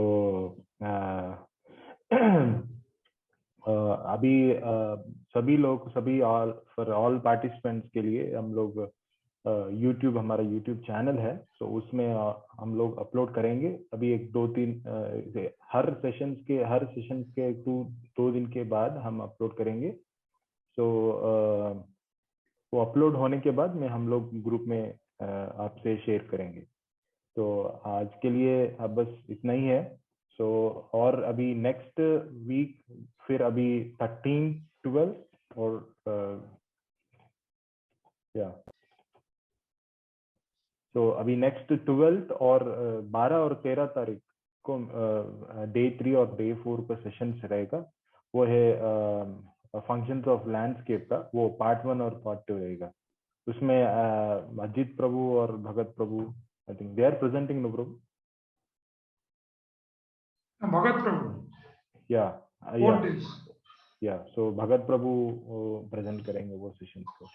सो अगर आपको कोई प्रश्न है या नहीं तो कुछ भी संदेह है या कुछ भी है, आप कुछ भी क्वेश्चन रहने दीजिए, आप ग्रुप में हमारे मेन स्पीकर से पूछ सकते हैं। और ये सेशन के बाद आपसे एक गूगल फॉर्म शेयर करेंगे हम लोग, 1-2-3 क्वेश्चंस रहेंगे, वो आप उसको रिप्लाई करिए, वो उसके ऊपर वी विल डिस्कस एंड आप डिस्कस करके आप और आपको इन बेटर वे आपको समझाने का प्रयास करेंगे। तो आज के लिए बस इतना ही है। तो फिर मिलेंगे अभी नेक्स्ट वीक। धन्यवाद। हरे कृष्णा प्रभु। हरे कृष्णा। हरे कृष्णा। धन्यवाद। सर्वे जन सुखिनो भवन्तु। हरे कृष्ण।